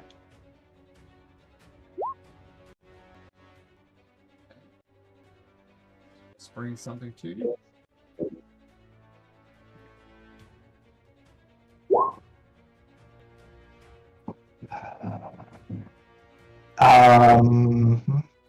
Okay. I will probably. I mean, I dashed to get here, so actually, I'll use some of my movement to try to drag her, even though I know. Yeah. So I'll move let's see. I could probably move right there, half movement. Oh. Or double, yeah. Drag behind. Okay. That's my openly weeping. That's my turn. Your tears get burnt off your face as you take 8 reduced to 4 points of fire damage. All right. Make a con save if you like. Drift.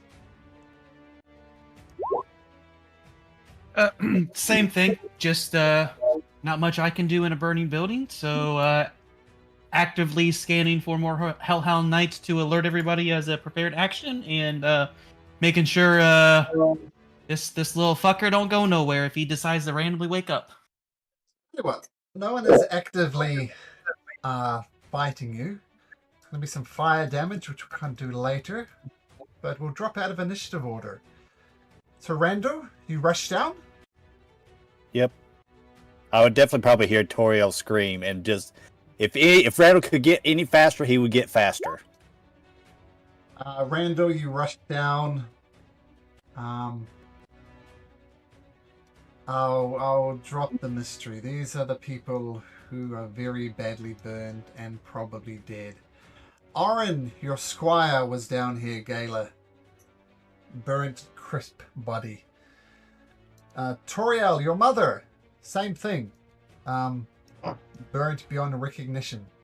Primal, your friend, Gala, dead. Crodarius, your son, your brother, Randall, dead. Lord Simonder, dead. Ricio Tane, dead.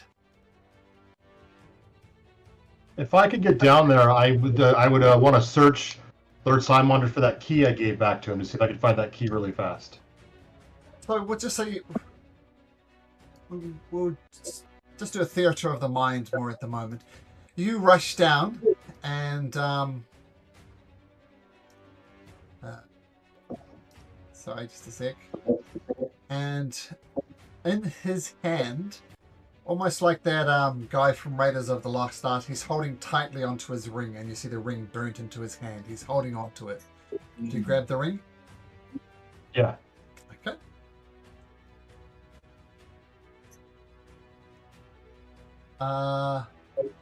Randall, what do you do with Cordarius, or anybody else for that matter?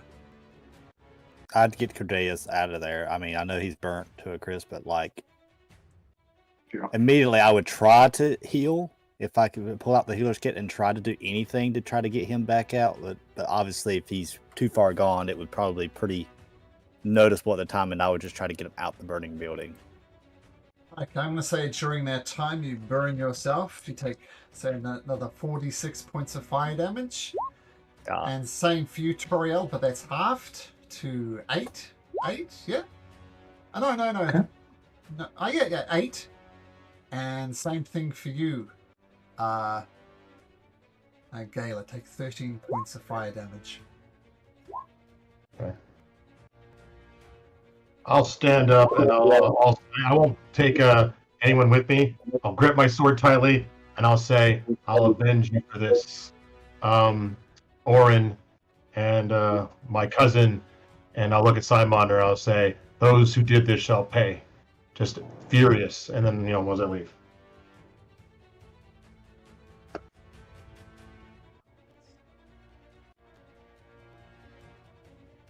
You all rush out, grabbing loved ones as you go. Does Drift see the distress on their concerned looks and their upsetness and these dead bodies being pulled out? How can you not? So yes.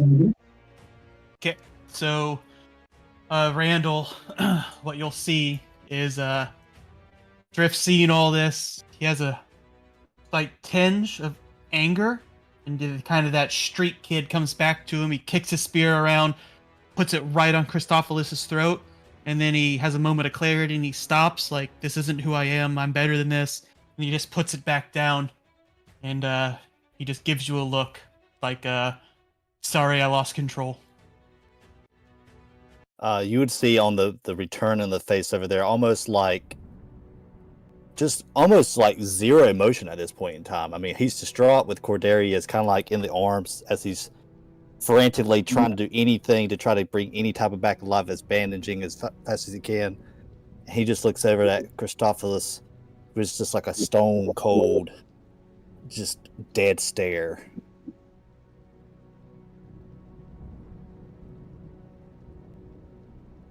I know this is your last brother, and it was the old me that did that action, but I cannot shake the old me feeling right now. I know it is not of me, and it's probably for Shinigami to do this, but would you like me to pass judgment on him for the Redeemer? No. If Shinigami will allow it, allow me the opportunity to pass judgment. If there's a judgment, I'll serve the sentence. Why, Shinigami? I understand you want to uphold your stature, but maybe Randall needs to withhold the sentence that you deem fit for closure. Agree, Shinigami, if you don't mind. All right. But first, answers.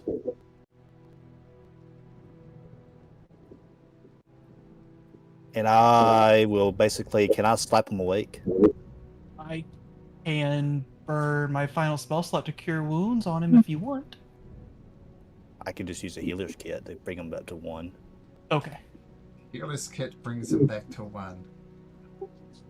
I will. Mhm. What kind of questions are you going to be asking him? Are you looking for truthful answers? As well as we can. He has been quite on a deceptive streak of late. So if there's anything you can do to make him tell the truth, that would be the best. It would at least give us clarity of what happened. I cast Zone of Truth on him. On the saving throw. So just to clarify, Charisma. he fails. Just to clarify, he doesn't have to tell the truth, but any words he say will be truthful. He can take the 5th effectively.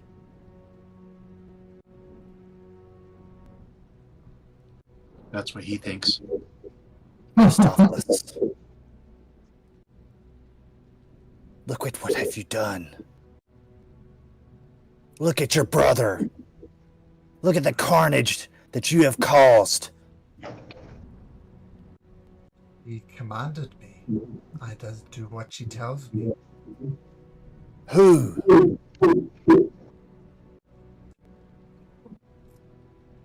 I do not know. A name.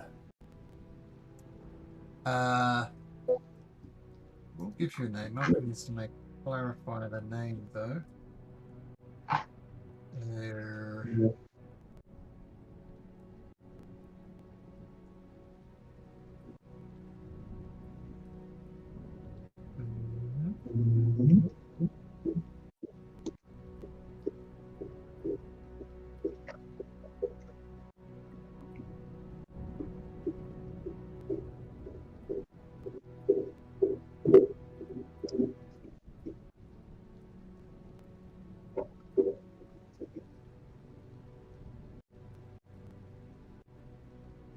Wait just a second.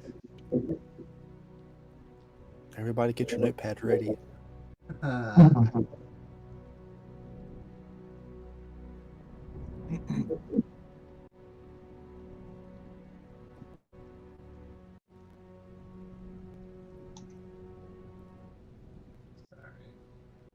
Being annoying to look up.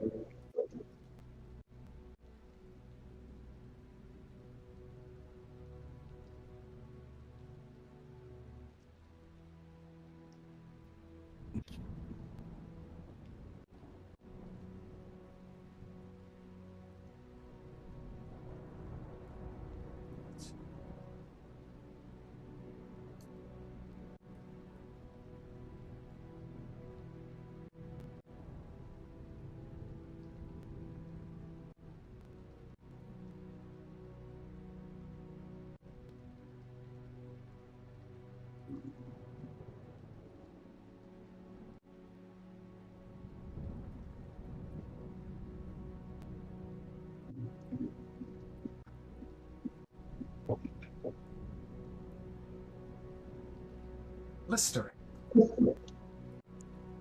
Blister? Blister. Like when you run, you get a blister on your foot. Blister. The one who commands me, her name is Blister.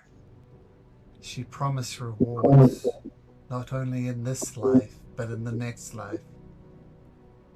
She promises honey. She promises milk. She promises mead. She promised me food. She promises everything I could ever desire. And like a fool, you believed her? Gave me powers. She promises me a better life than ever that you could ever provide. You. How could someone with so little become so ignorant of the blessings around him? Blessings. Blessings. The only thing I ever got from you was hunger and despair. I will hunger no more.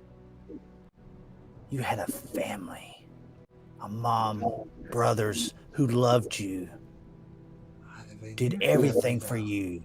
I have a new family now, a better family. Why did the blister want this one to be, these ones here to be destroyed? Why? Once I told her that you, Randall, took me to the secret hideout where the traitors were, I had no choice but to burn them. I'm glad that Lord Signmonder is dead. She was number one on this hit list. And everyone else is just kind of collateral damage. This hit was on Lord Sideminder? And you dragged any innocent people in this? Your own brother. Drugs.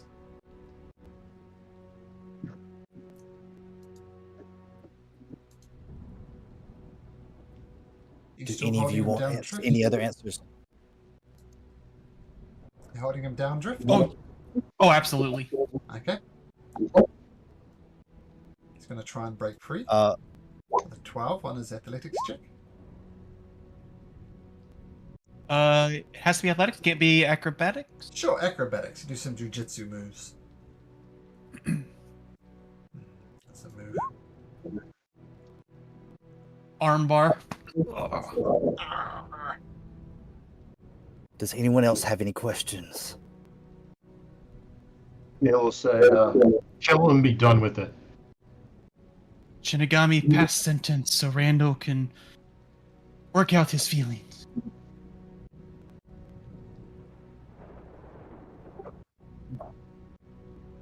Go ahead and kill him.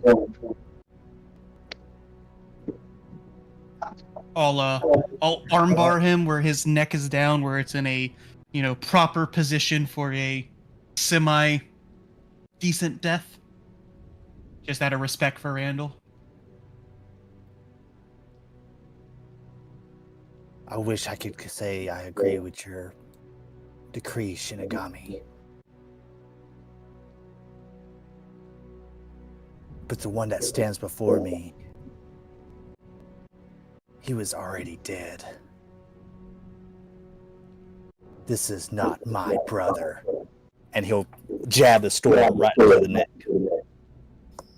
Just before you does that, he says, "Long may she reign." And your last remaining brother?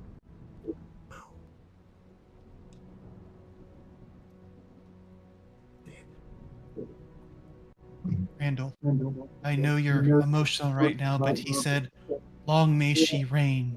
Do you think that Queen Athena is the blister? I mean, your brother stated Simonder was number one on the blister's hit list, and I'm pretty sure Simonder would be the only one right now on the Queen's hit list other than the rest of you guys. That would mean this kingdom is in far greater danger than we could ever imagine.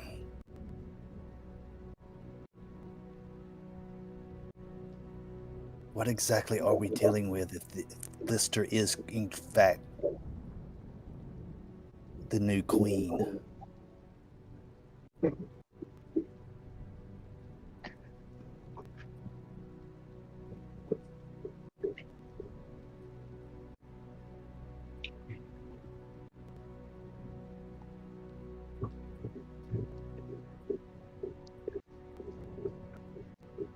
Toriel, your mother is out here as well. What is Toriel is doing while Randall's working through his feelings?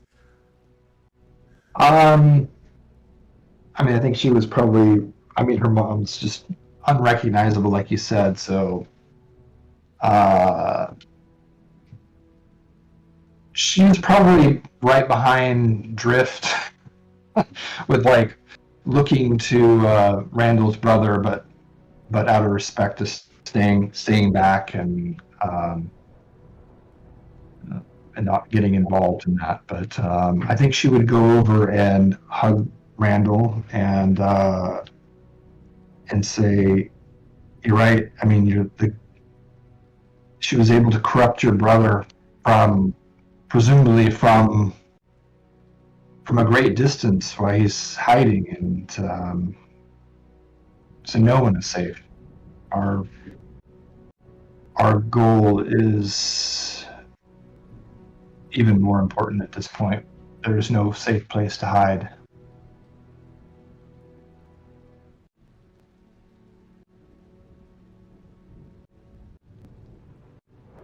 I feel like these things are connected now.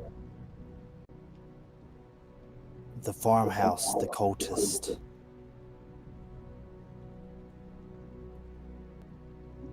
It all was leading up to this.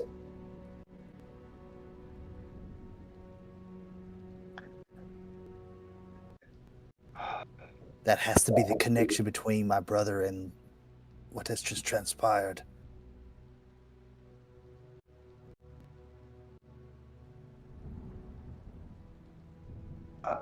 Are you saying your brother was like this all along, or was he somehow corrupted? Well, Perhaps corrupted in the cultist terms. Remember, he was part of the cultist at that point in time. yes. Maybe that's where the connection started. We only were able to destroy two. Remember, there was one that had gotten out already. What if this blister is the one that got out?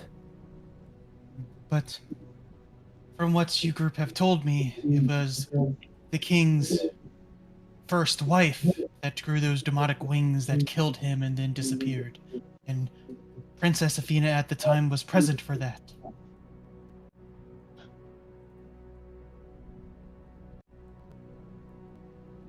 Princess Athena maybe have summoned? Could this been a plot all along? He'll walk forward. It only ends with Queen Athena's death. This is she caused all this. She's taken everything from you. She's taken everything from me. It's time we go and finish this. And no more debate about what is evil and what is not. Well, we have the box, we have the key, we have the plans. Some of you look like hell. Maybe we get to that shack and take a rest. Yes, let's go at once. There's no time to waste. I know some of you are hurting. There will be time to mourn and time to lay to waste those of your loved ones. You may not be able to take the body, but take some small memorial off of the body that you could bury at a later time.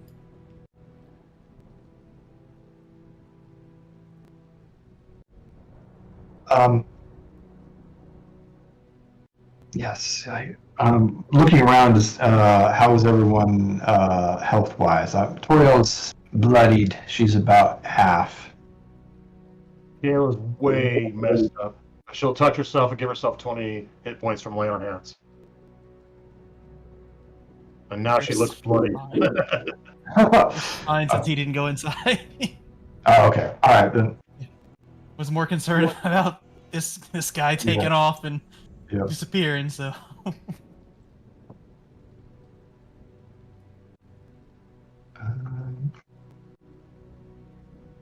Well, I will cast a Cure Light Wounds on myself here.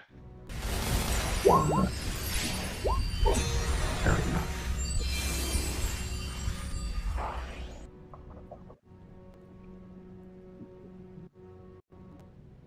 go. let's head to the warehouse. Okay.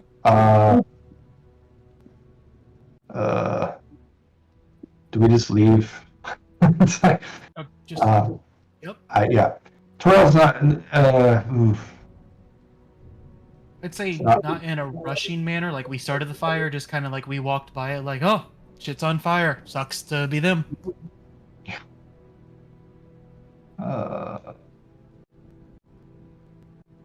Who said Is there debris? Sorry.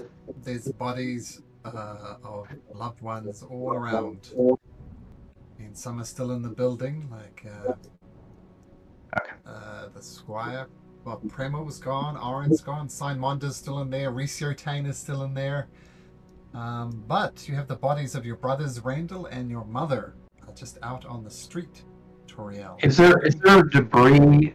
Like this will just have to just be a makeshift for now. I just don't want my mother or your brother just laying out on the street, and I'm just gonna try to cover her up with debris.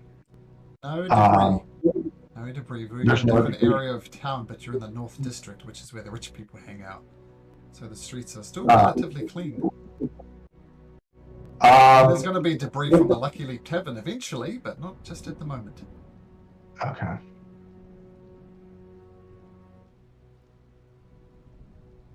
I will I'll say coldly, just like unemotionally, burn them. They'll be zombies, and you'll have to deal with them again. I was going to suggest the same. I know it is not the proper funeral right now, but if you would like to forgive my lack of compassion, toss them back in the burning building so they can be cremated, and it might be the best bet. I lost my domo. I lost my surrogate mother, and I had to watch her die twice. You do not want to do that yourself. And then she'll just kind of start wandering down the road a little bit, not like taking off by herself, but just kind of lost. This is going to sound really sexist, but even though Toriel is female, she's very rational, and she understands this, and she will say, sorry, mother. And she asks someone to help her put her mother back in the building. Drift will. Drift's going to remind you, please grab a keepsake from. Yeah, I was just going to say, thanks for the reminder. I was going to see if the ivory brush was still intact. And then Drift will cast Levitate. That way you can have the piece to just push your mom back into the building with ease. Well, the ivory Levitate on your mom's brush, spot. it's unlikely. To tell you what, roll a d20 and roll a 15 or higher. I could do this. Okay, no. All right. Well, I'll always have my memories, and So I gently. will push. Use your dagger and cut a piece of her dress off or something. You'll want to bury something for proper burial. Yeah, if she still has hair, I will cut a locket of hair. Roll a d20. Oh shit! Give this 50-50, 11 or higher. There Oh, you go. okay. just barely. So with Drift's help, you levitate the body of Calamaral Power and push her into the burning building of the Lucky Leap. And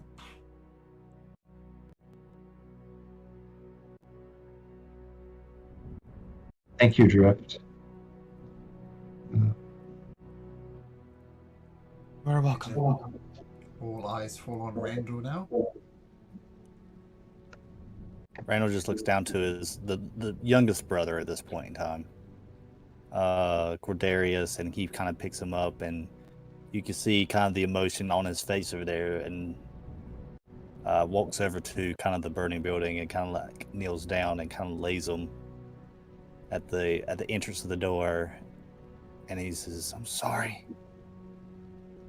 I failed you. But I promise I will bring justice To the one who corrupted your brother, our brother.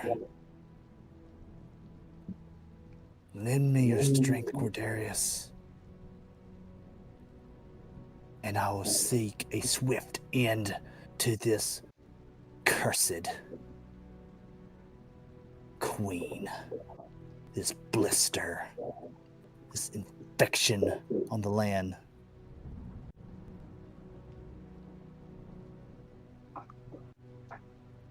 Hearing Randall say this, Drift's gonna walk over, and it's kind of a different use of it. So you're ruling, Malcolm, but I'm gonna touch you with a warm hand. It's basically guidance, but I'm trying to soothe your mind in case there's suicide in your mind. And Drift will just state to you, now you must live for your brothers and your lost mother. You must be the one to bring good to the realm. Once our task is done, do not think that you are done for this world.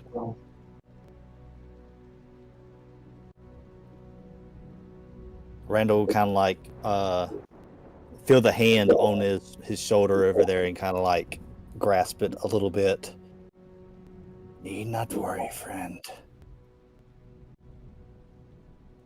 We have a plan. My brother is with me.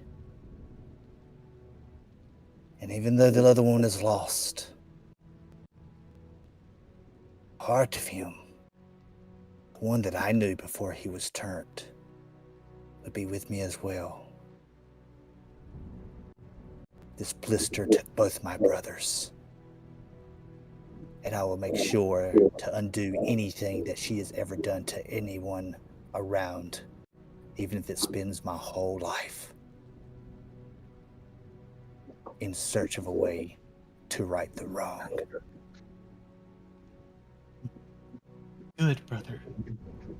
And Drift is going to hand you a small token of the Redeemer to do with what you will.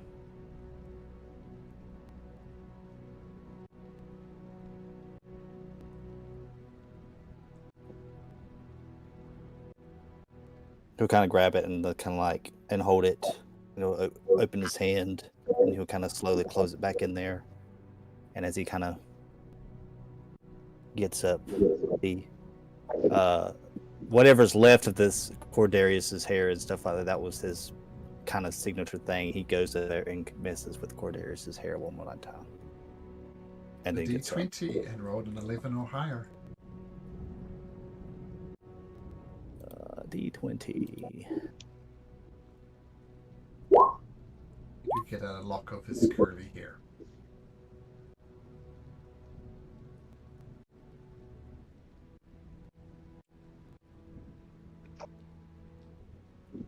So as I'm going to say that as I was like ruffling his hair, as like I normally do, that's where when I pull it back up, I have a lock of his hair back in my hand. So I kind of grasp it and put it back in my pocket.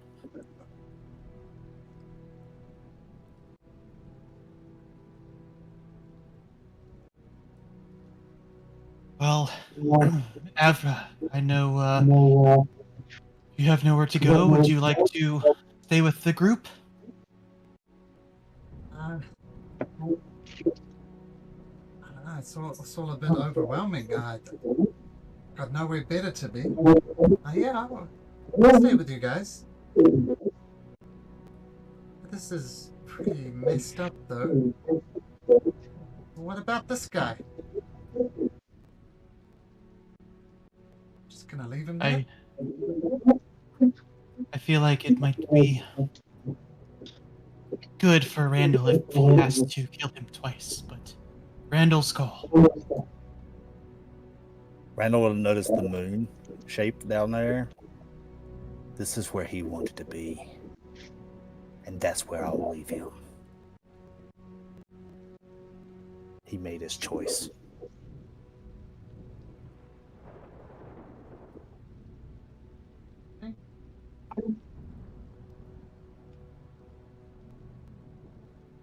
So, As they'll leave him right there in the middle of the moon well, that's Sure. shattered. so leaving the burning building behind, leaving allies, Lord Signmonder, who almost predicted his own death because he knew he was the most wanted man, but he didn't expect the betrayal of Christophilus, which led to his death. And Riccio Tane, the owner of the tavern who gave you refuge, also perished. A close friend of Gala, Premel Ronald, perished. His squire, his aide, Oren, dead. Torio's mother, dead. Randall's siblings, dead. You have a name, though. You have a name, Blister. And I think I've gone through all the deaths here. Devastating loss.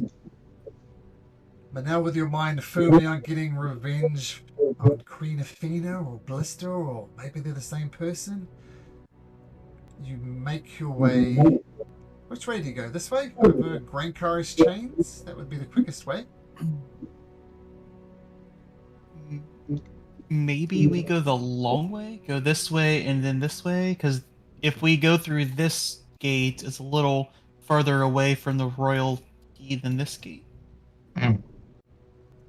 Sure, yeah. As you go with some purpose, some revenge perhaps on your mind. Let's call Gala. Gala, roll me a D20. Definitely with revenge in our mind. So take that with the 12. Is Gillian now an Oathbreaker? Dun dun dun.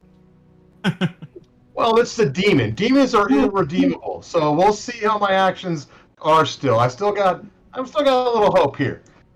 I mean, like it says in the oath, I do know that demons are non-redeemable. So it's like, I mean, I'm skirting the line right now.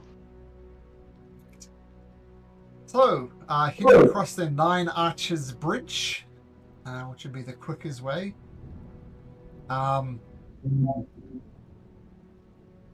Fortunately, thanks to Gala's roll, there's no real guards here.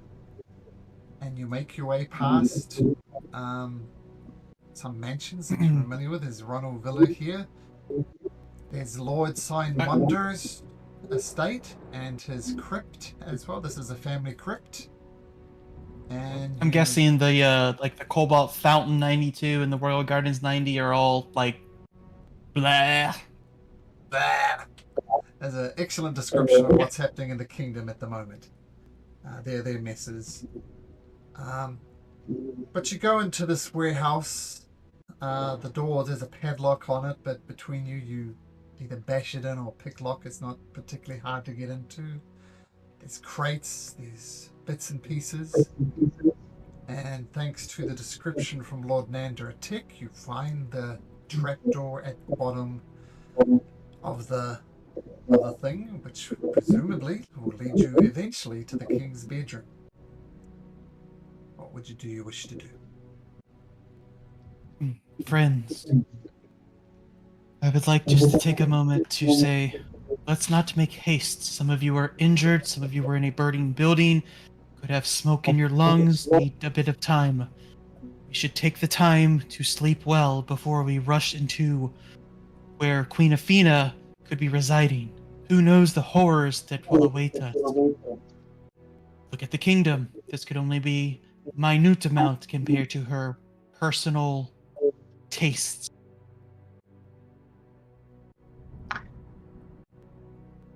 Yes, I agree. We should be at full strength before we take on this.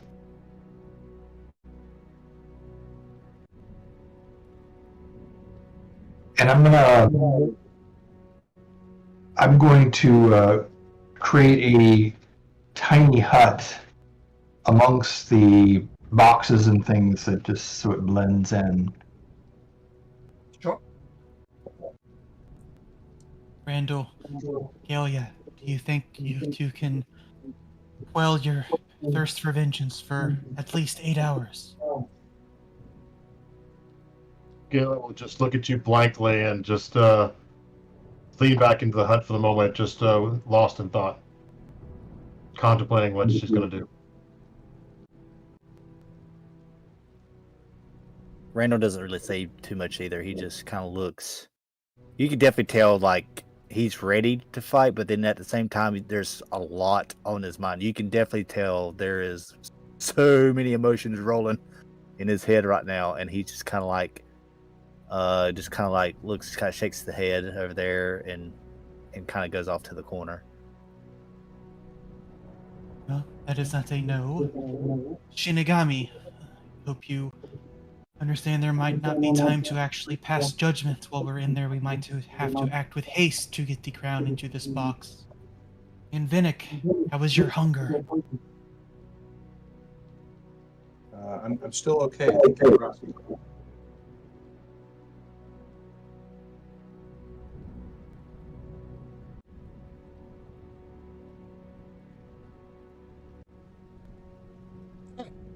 With a lot on your mind, you guys' minds for obvious reasons, Betrayal puts up the hut. The two people who have lost the most, perhaps. Well, we have so much loss, I don't know how to quantify it, but a lot of loss. You settle down into the tiny hut that blends the pale brown color matching the crates around you. And feel free to take a long rest. If there's anything you wish to do before or after, let me know, but the long rest will be successful. Yes, you said anything we wish, Malcolm. I would like to level up. Noted?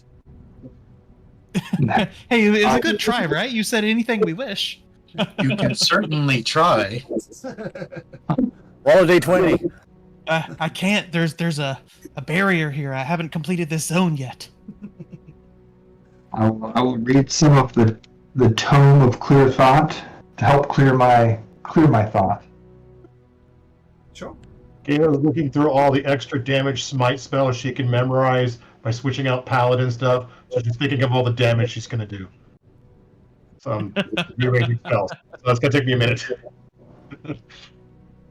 You'll notice, though, Randall takes Cordarius's hair and begins to kind of fiddle with it in his fingers, and then starts carving something into a piece, like kind of swirls it in there and starts carving like a little stone, and it's the beginnings of an etching of another type of rune that's starting to form. Not quite ready yet, but it's getting there.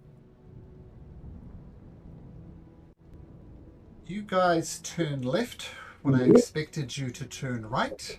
I won't say what I'm talking about. But technically you should advance a level.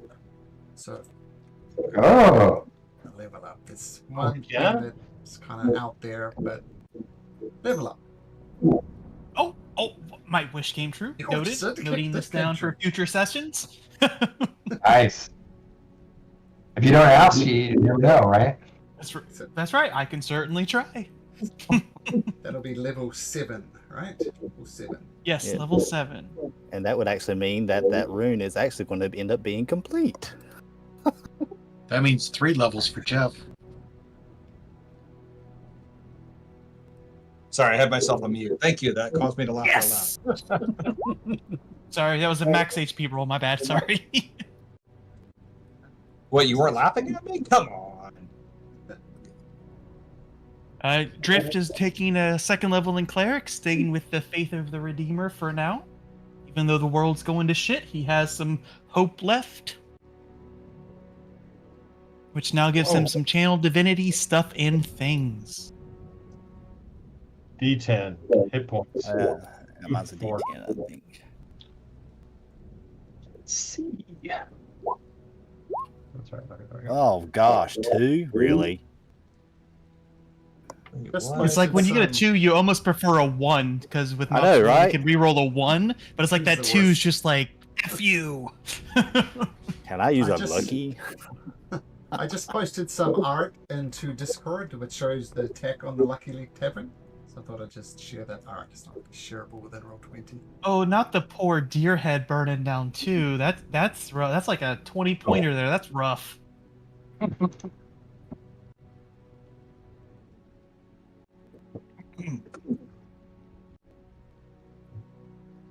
I especially like about this module, they like building things up and they have no problem just tearing it all down.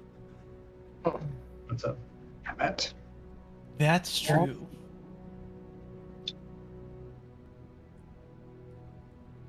Alright, while you guys take a level up, I'm going to have a bio break and I'll be back shortly. So.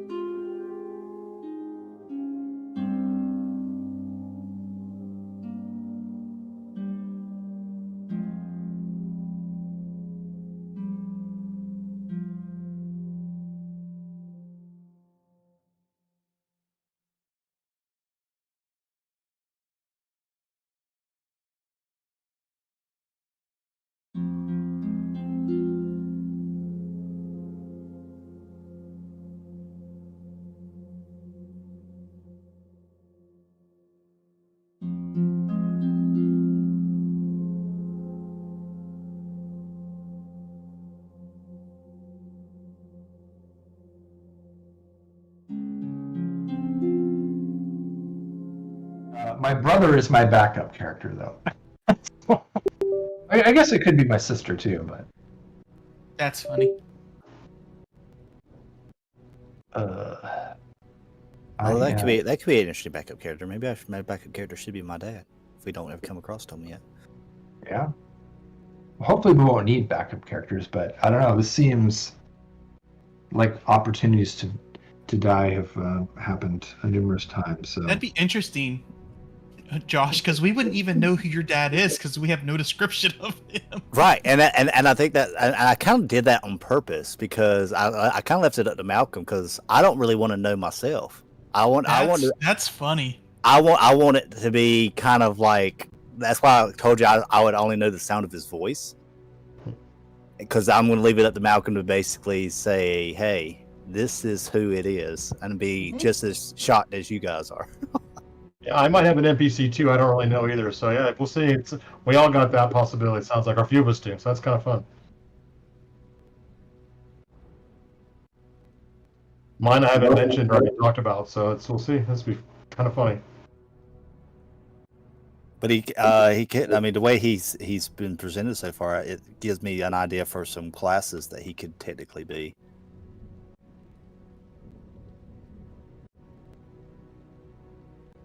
Specifically I mean, not what commenting direction? on any of this. Yep, exactly. Don't. He's taking notes. Oh, I have notes. Be assured of that. Alright, well, it sounds as if everybody's back. Is Jeff with us? Not quite. Should we just give Jeff a few moments?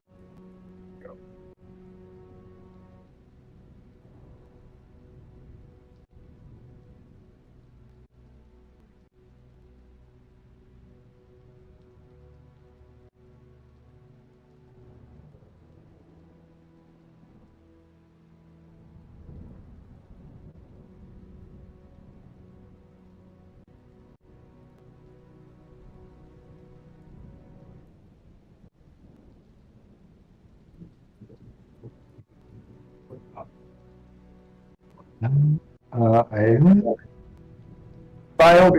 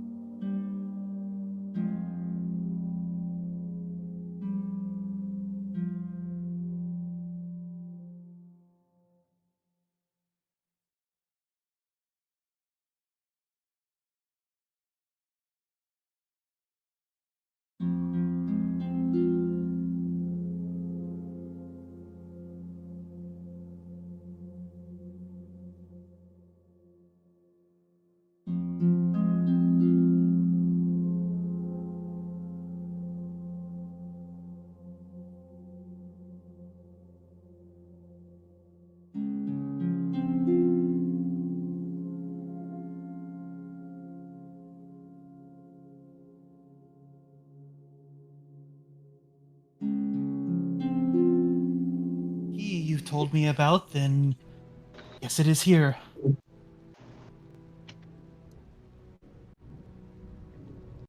Yeah, that's important. Good.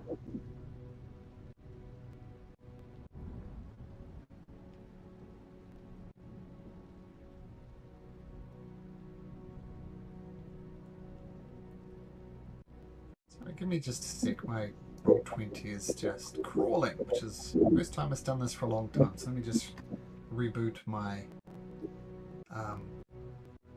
browser and we'll see if that helps.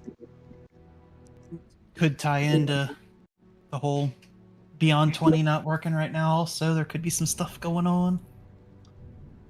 Actually use Beyond 20. Let's turn it off anyway. Okay. So it's still very slow.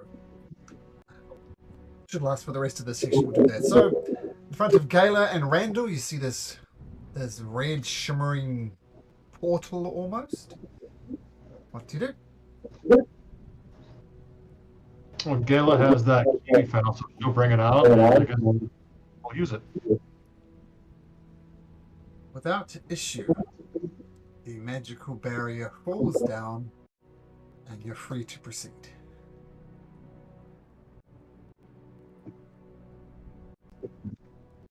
We'll wave to the people in the back. Come forward. Malcolm, I would like to guide myself and then make an active perception check behind us, just in case any of those uncanny vagabonds are trying to tail us. Sure. Let's see the roll. Oh, it was an 18 rolled to a 4. Damn. That's a 14. You're not being followed.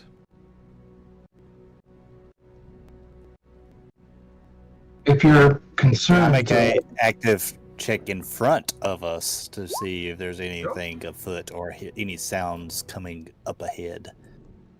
And I'll use my divine senses. And nothing pings Sorry, what on was your that, divine Eric? sense, apart from the obvious. I was just going to say if I do have the ability to cast alarm ritually if we want to cover something to be alerted. Might not be a bad idea. This is a tunnel. If you set it up in the tunnel, we know somebody's coming behind us. Okay, I will ritually cast alarm and should cover. Yeah, it's a 20-foot cube, so you cover the entire hallway if someone walks through it. Or It's just Venn can about- tell us since he's sitting back.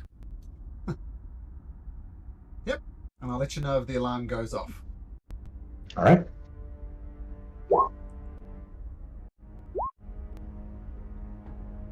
All about killing spiders being called away. Speaking of spiders, Brandis is Right? like, where's the spider at here that we were warned about? Look around for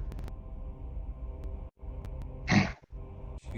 You see spiders and bugs, but nothing that a newspaper, for instance, wouldn't get rid of. It's probably the size of spiders that Doug's dealing with right now.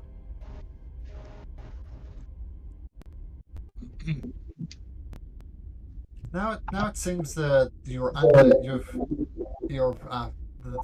the tunnel is no longer dripping water, so you feel you're underneath. You've gone past the River Nenoch, and now the tunnel is slowly sloping upwards. Now I'm just going to drag you to a different place on the map because it's a very long tunnel and it loops around. So just hold your horses. And as you continue to ascend to the tunnel of love, it flattened out for a second. And above, up in front of you, you see a very shaky looking rope bridge. What could go wrong?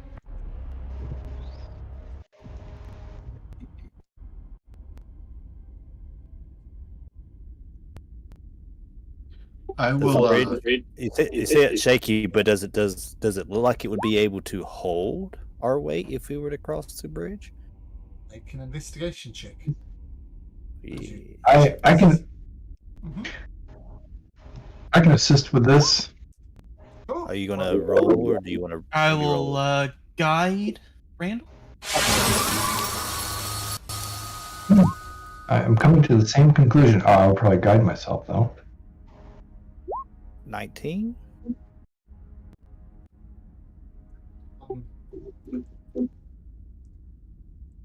one at a time would be the safest way to do it.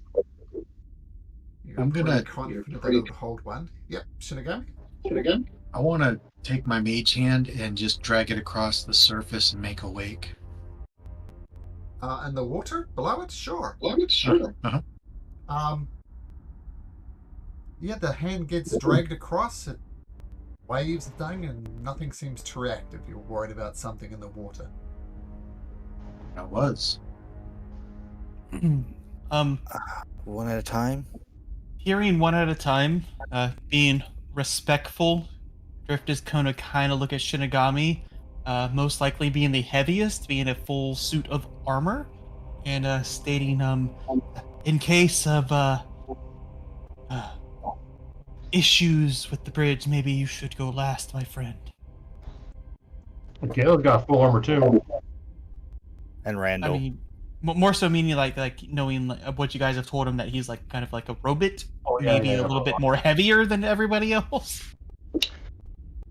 I'd like to have Timely come back as an action, and I'm gonna ask Timely to fly to the other side and make sure everything looks okay. I'm gonna look through her eyes. Timely As she flies. appears and lands on the other side and just sees a tunnel up ahead. Okay. Well, it's two Timelies. I'll get rid of my Timely. I got rid of. Or, Oh, okay. Okay, I'll leave my Timely. I don't mind going first. Yeah, let's say I'll go with you at the same time, and as you start when you start to walk, she'll pop her wings and fly along with you to go. And friend, I will go alongside of you as well. Let me prepare, as Drift will levitate himself. So he's just going to pull along the wall and pull himself over and not mess with the bridge at all. I can probably carry somebody with me. So who wants to be? We've got two people at the very end, so I can carry Turiel with me because you're probably the lightest. Okay, thank you. I was thinking about studying fly, but I thought there was other spells that would be more beneficial for this. Maybe next time. So Drift, you kind of pull yourself along the wall with levitate. You safely get to the other side. And Gayla, you're kind of helping out Randall at the same time? No, I'm flying and I'm carrying Turiel. Ah, so Randall, you're all Like, by your... Okay, Randall. Roll me a d20, Randall. I was going to keep pace with him too, by the way, so he gets my aura. Oh, sure.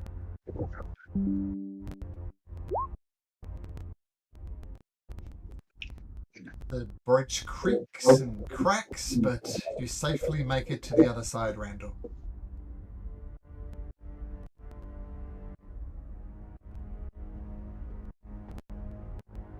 So far, so good. Vinix, Shinigami.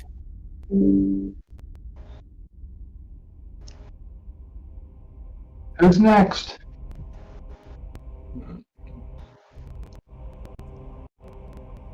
Nagami steps onto the bridge. You're giving him your aura, Kayla?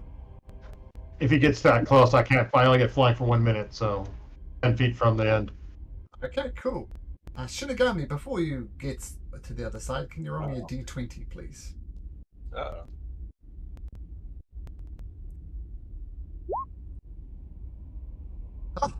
Wow. Yep. Without issue, the heavily robot-type form of Shinigami successfully traverses the bridge, leaving only Vinnick on the other side. Okay. Vinnick is going to try to walk lightly and do what everyone else did. Okay. Roll me a d20. All right, Uh, this is Venick. like seriously laggy. It's hilarious. I don't know what Sorry. it is. Mine's unusually laggy as well. I don't know. Okay, I think I made it across D20. Yep. Let's see, let me do that over here. Oh, it's weird. The dice are like super tiny on this. Okay, and here you go. Uh-oh. I was going to offer to roll you a real dice for you, Jeff, but Too late now, I guess. Dang it. Uh-oh. Well, firstly, you get to about there, Venick, and the rope bridge snaps. Sorry, just reset everything. Tell you what happens in just a second. My notes back up.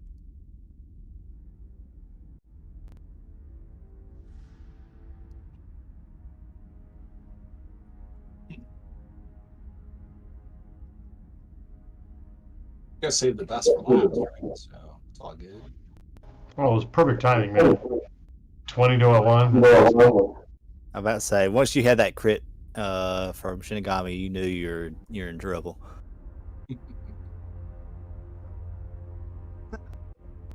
Says a DM casually.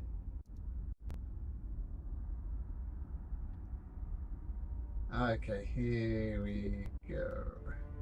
Roll me a D100. Jeff, if you'd be so kind. Yep. D100. Come on up here. There we go.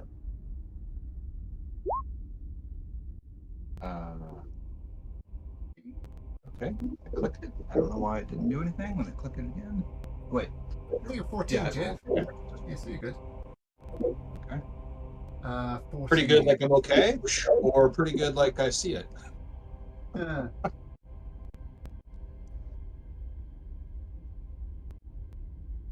So first of all, you fall into the water.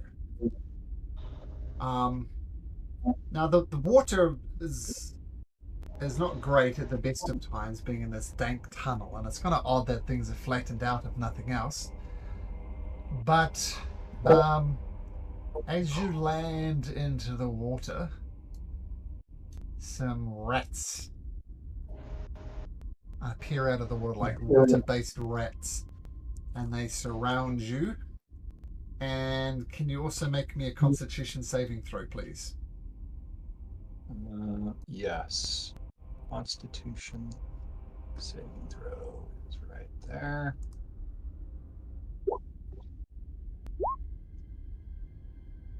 There's that nat 20.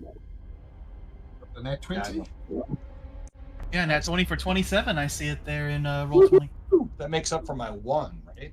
Maybe? Well, you don't get poisoned from landing in this nasty water, which is good because it was a particularly nasty poison because it's been infected by the rain.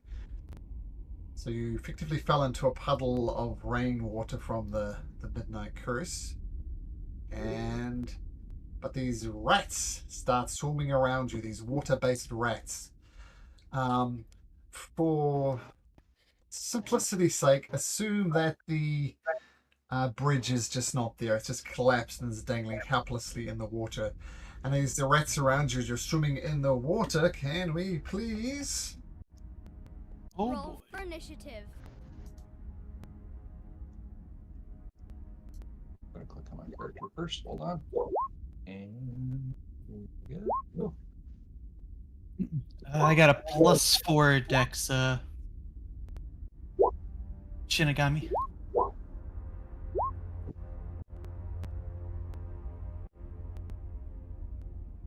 We're missing Toriel. Did you roll Toriel? Sorry, I did not. I gotta do that.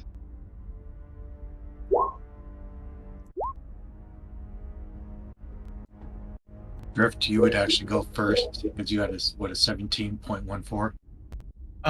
Yeah, I got a +4 to my dex, so I don't know how roll 20 interprets that. But yeah, I rolled a 17, and my dex is +4 for 19 total dex. You just type it in. I got it. Drift. The whole everything was going so well, until you see Venick stand on the bridge and just boom, collapses down. And some water-based rats just cast stomach and start swarming around him. What do you do, Drift?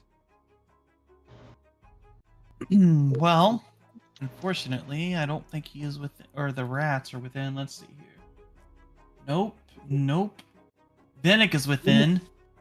So I don't know how much this is going to help you, Venick, but I'm going to go ahead and cast the spell. And I am going to say, use the abilities I seen earlier, my friend. But for now, let the Redeemer's light bathe you as I cast Shield of Faith as a bonus action on Venick. Right, giving him a So plus +2 to your AC, Venick. And as an action, even though they're not hurt, cantrip, Toll of the Dead on these ones. So that is going to be a Wisdom 14 save. A 15. So no good. Yep, save or suck. So, yep. Okay, Shinigami. Okay. Yep. So, question: can I hold my bonus action? Technically, no. Okay. It was worth the quest. It was worth the ask. Okay, so I will go here, and now that I have Eldritch Blast, I get 2 separate attacks or 2 blasts per attack. It's a separate blast. It's so you get 2 blasts, and you can choose same target or 1 target then another target. Okay. So then I'm going to do that. I'm going to shoot an Eldritch Blast at each one. Sure. Each one needs its own individual attack roll. It's not a same attack roll for both.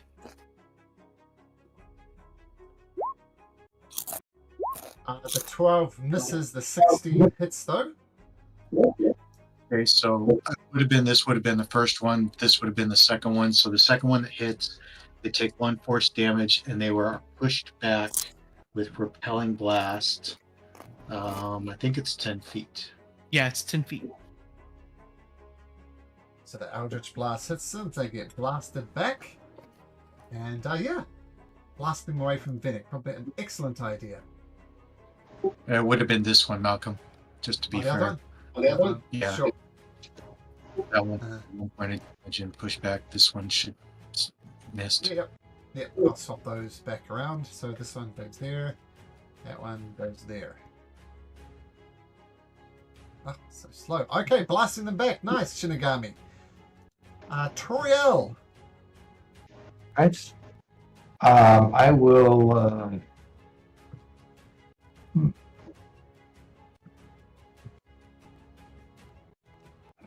I don't know how nasty these are. I'm just going to start with this one here. I'm going to firebolt it. Something Does it- weird. Does it 12 hit? No, 12 does not hit. Okay.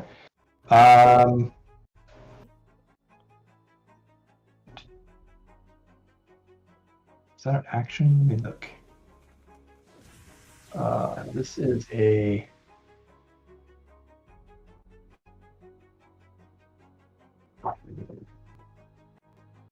Sorry, I was double checking if this is a. Oh, it does take 1 action. Well, dang it. All right. That's all I've got. Actually, I'm going to pull Venick. Try to pull Venick. Let's see how far away is Venick. Dang it. I guess I will not be pulling Venick then. That's all I got. I was trying to bane for him or bless him too. I was with you, not in range. Okay, Randall, what do you do? All right. Is Vinny like swimming, or can he stand up? Oh no, Yeah. he's treading water. Okay. I'm gonna go back and grab the rope that I have. I have 50 foot of rope, and I'm gonna throw the rope, holding on obviously to one end, and see if I can't. If Finnick will grab it, I will try to yank him back towards this direction. It's for clarifying, you hold on to one end, just yoink the coil of rope into the water. Yeah, Yeah. Okay, that's a challenging throw. Can you make me an acrobatics check, please? There's no strength. You can get the distance easy enough, but it's whether you hit the target. Make me an acrobatics check. I'll say DC 15 to get a good... We'll say it splashes short, like to... I can get it to about there. Oh, that's not horrible because you can teleport. Unless I can make the argument of that's tricky form. Yeah, I guess it's technically an acrobatic stunt. Yeah. I was about to say sleight of hand, maybe. Nope. That's where it goes to. Okay. Okay, cool. So the rats looking for something to bite on, sort of the opposite what Vinnick does. The swarm of rats goes to bite you once, Vinnick, and the first attack is an 11, which I assume misses you, Vinnick.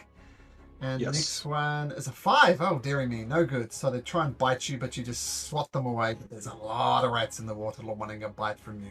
What does Gala do? Gator casts Sleep, because why not? Over here and says if 14's enough to put one of them to sleep. That is a horrible.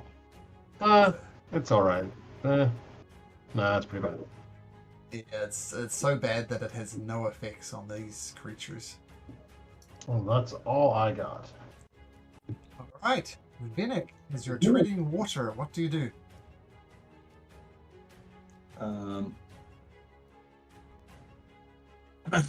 Well, dang it. Treading water. So is that like, am I encumbered? How, if I'm trying to swim, can I get my full movement, or is it like half movement, or? Unless you've got a swimming speed, you move at half, so think of it as difficult terrain. All right. So if I go 5, 10, 15, I can. Oh, wait. What is this here next to me? Rats. Got rats all around you. Okay. Those are the rats. I'm sorry. I just see like a big purple thing. I'm like, okay, got it. Those are the rats, and they're just all the way around me, even though they're essentially. Okay, so I'm gonna move. I move to here. 15, 20, 25, 30. Excellent. I will use the Blessing of the Raven Queen. I think that gets me 10, 20. That gets me to here. My own land there. Yes. So you can get out, not before the rats take a bite. Disengage action. Oh. One of them gets a bite on you, and you take 7 points of piercing damage and a Constitution saving throw, please. What was the roll for attack? Because he has +2 to his AC. 21. Yeah. So I have. I tried. I'm sorry. So you said 7 hit points of damage. Yep, 7 hit points. It's one of the some start biting you. And you teleport safely onto shore. That's it, right? Nice. All right. Okay. But I think Malcolm said a con saving throw. Yeah, Oh, you constant. did. Yeah. Thanks. Yeah. Thanks again, Doug. Quit pulling it out the other way too, right? Like, Alright, Michael, I gotta do something here and see if I roll what I roll real quick. Yeah, you gotta be fair, right?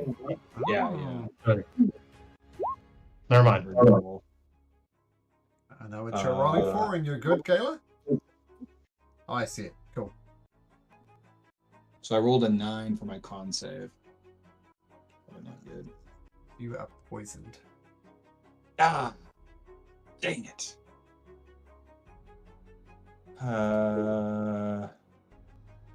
Doesn't a paladin have the ability to cure against poison? They do. Yep, they do. Yeah, spend. I think it's 5 charges to lay on hands to cure disease. Yep. Gotcha. Okay, so okay, that's all I can do on Done. my turn. yeah, so you lay on hands for 5 hit points. Thank you so much. Like, all that water is nasty. You do not want to go in there. Okay, and things have crawled to an incredible halt for me. It's so painful. So I think other people are having the same issue. So I think we should just end it here, guys. What do you think? Give a That just a works. reboot? It might be a good spot, yeah. I will roll the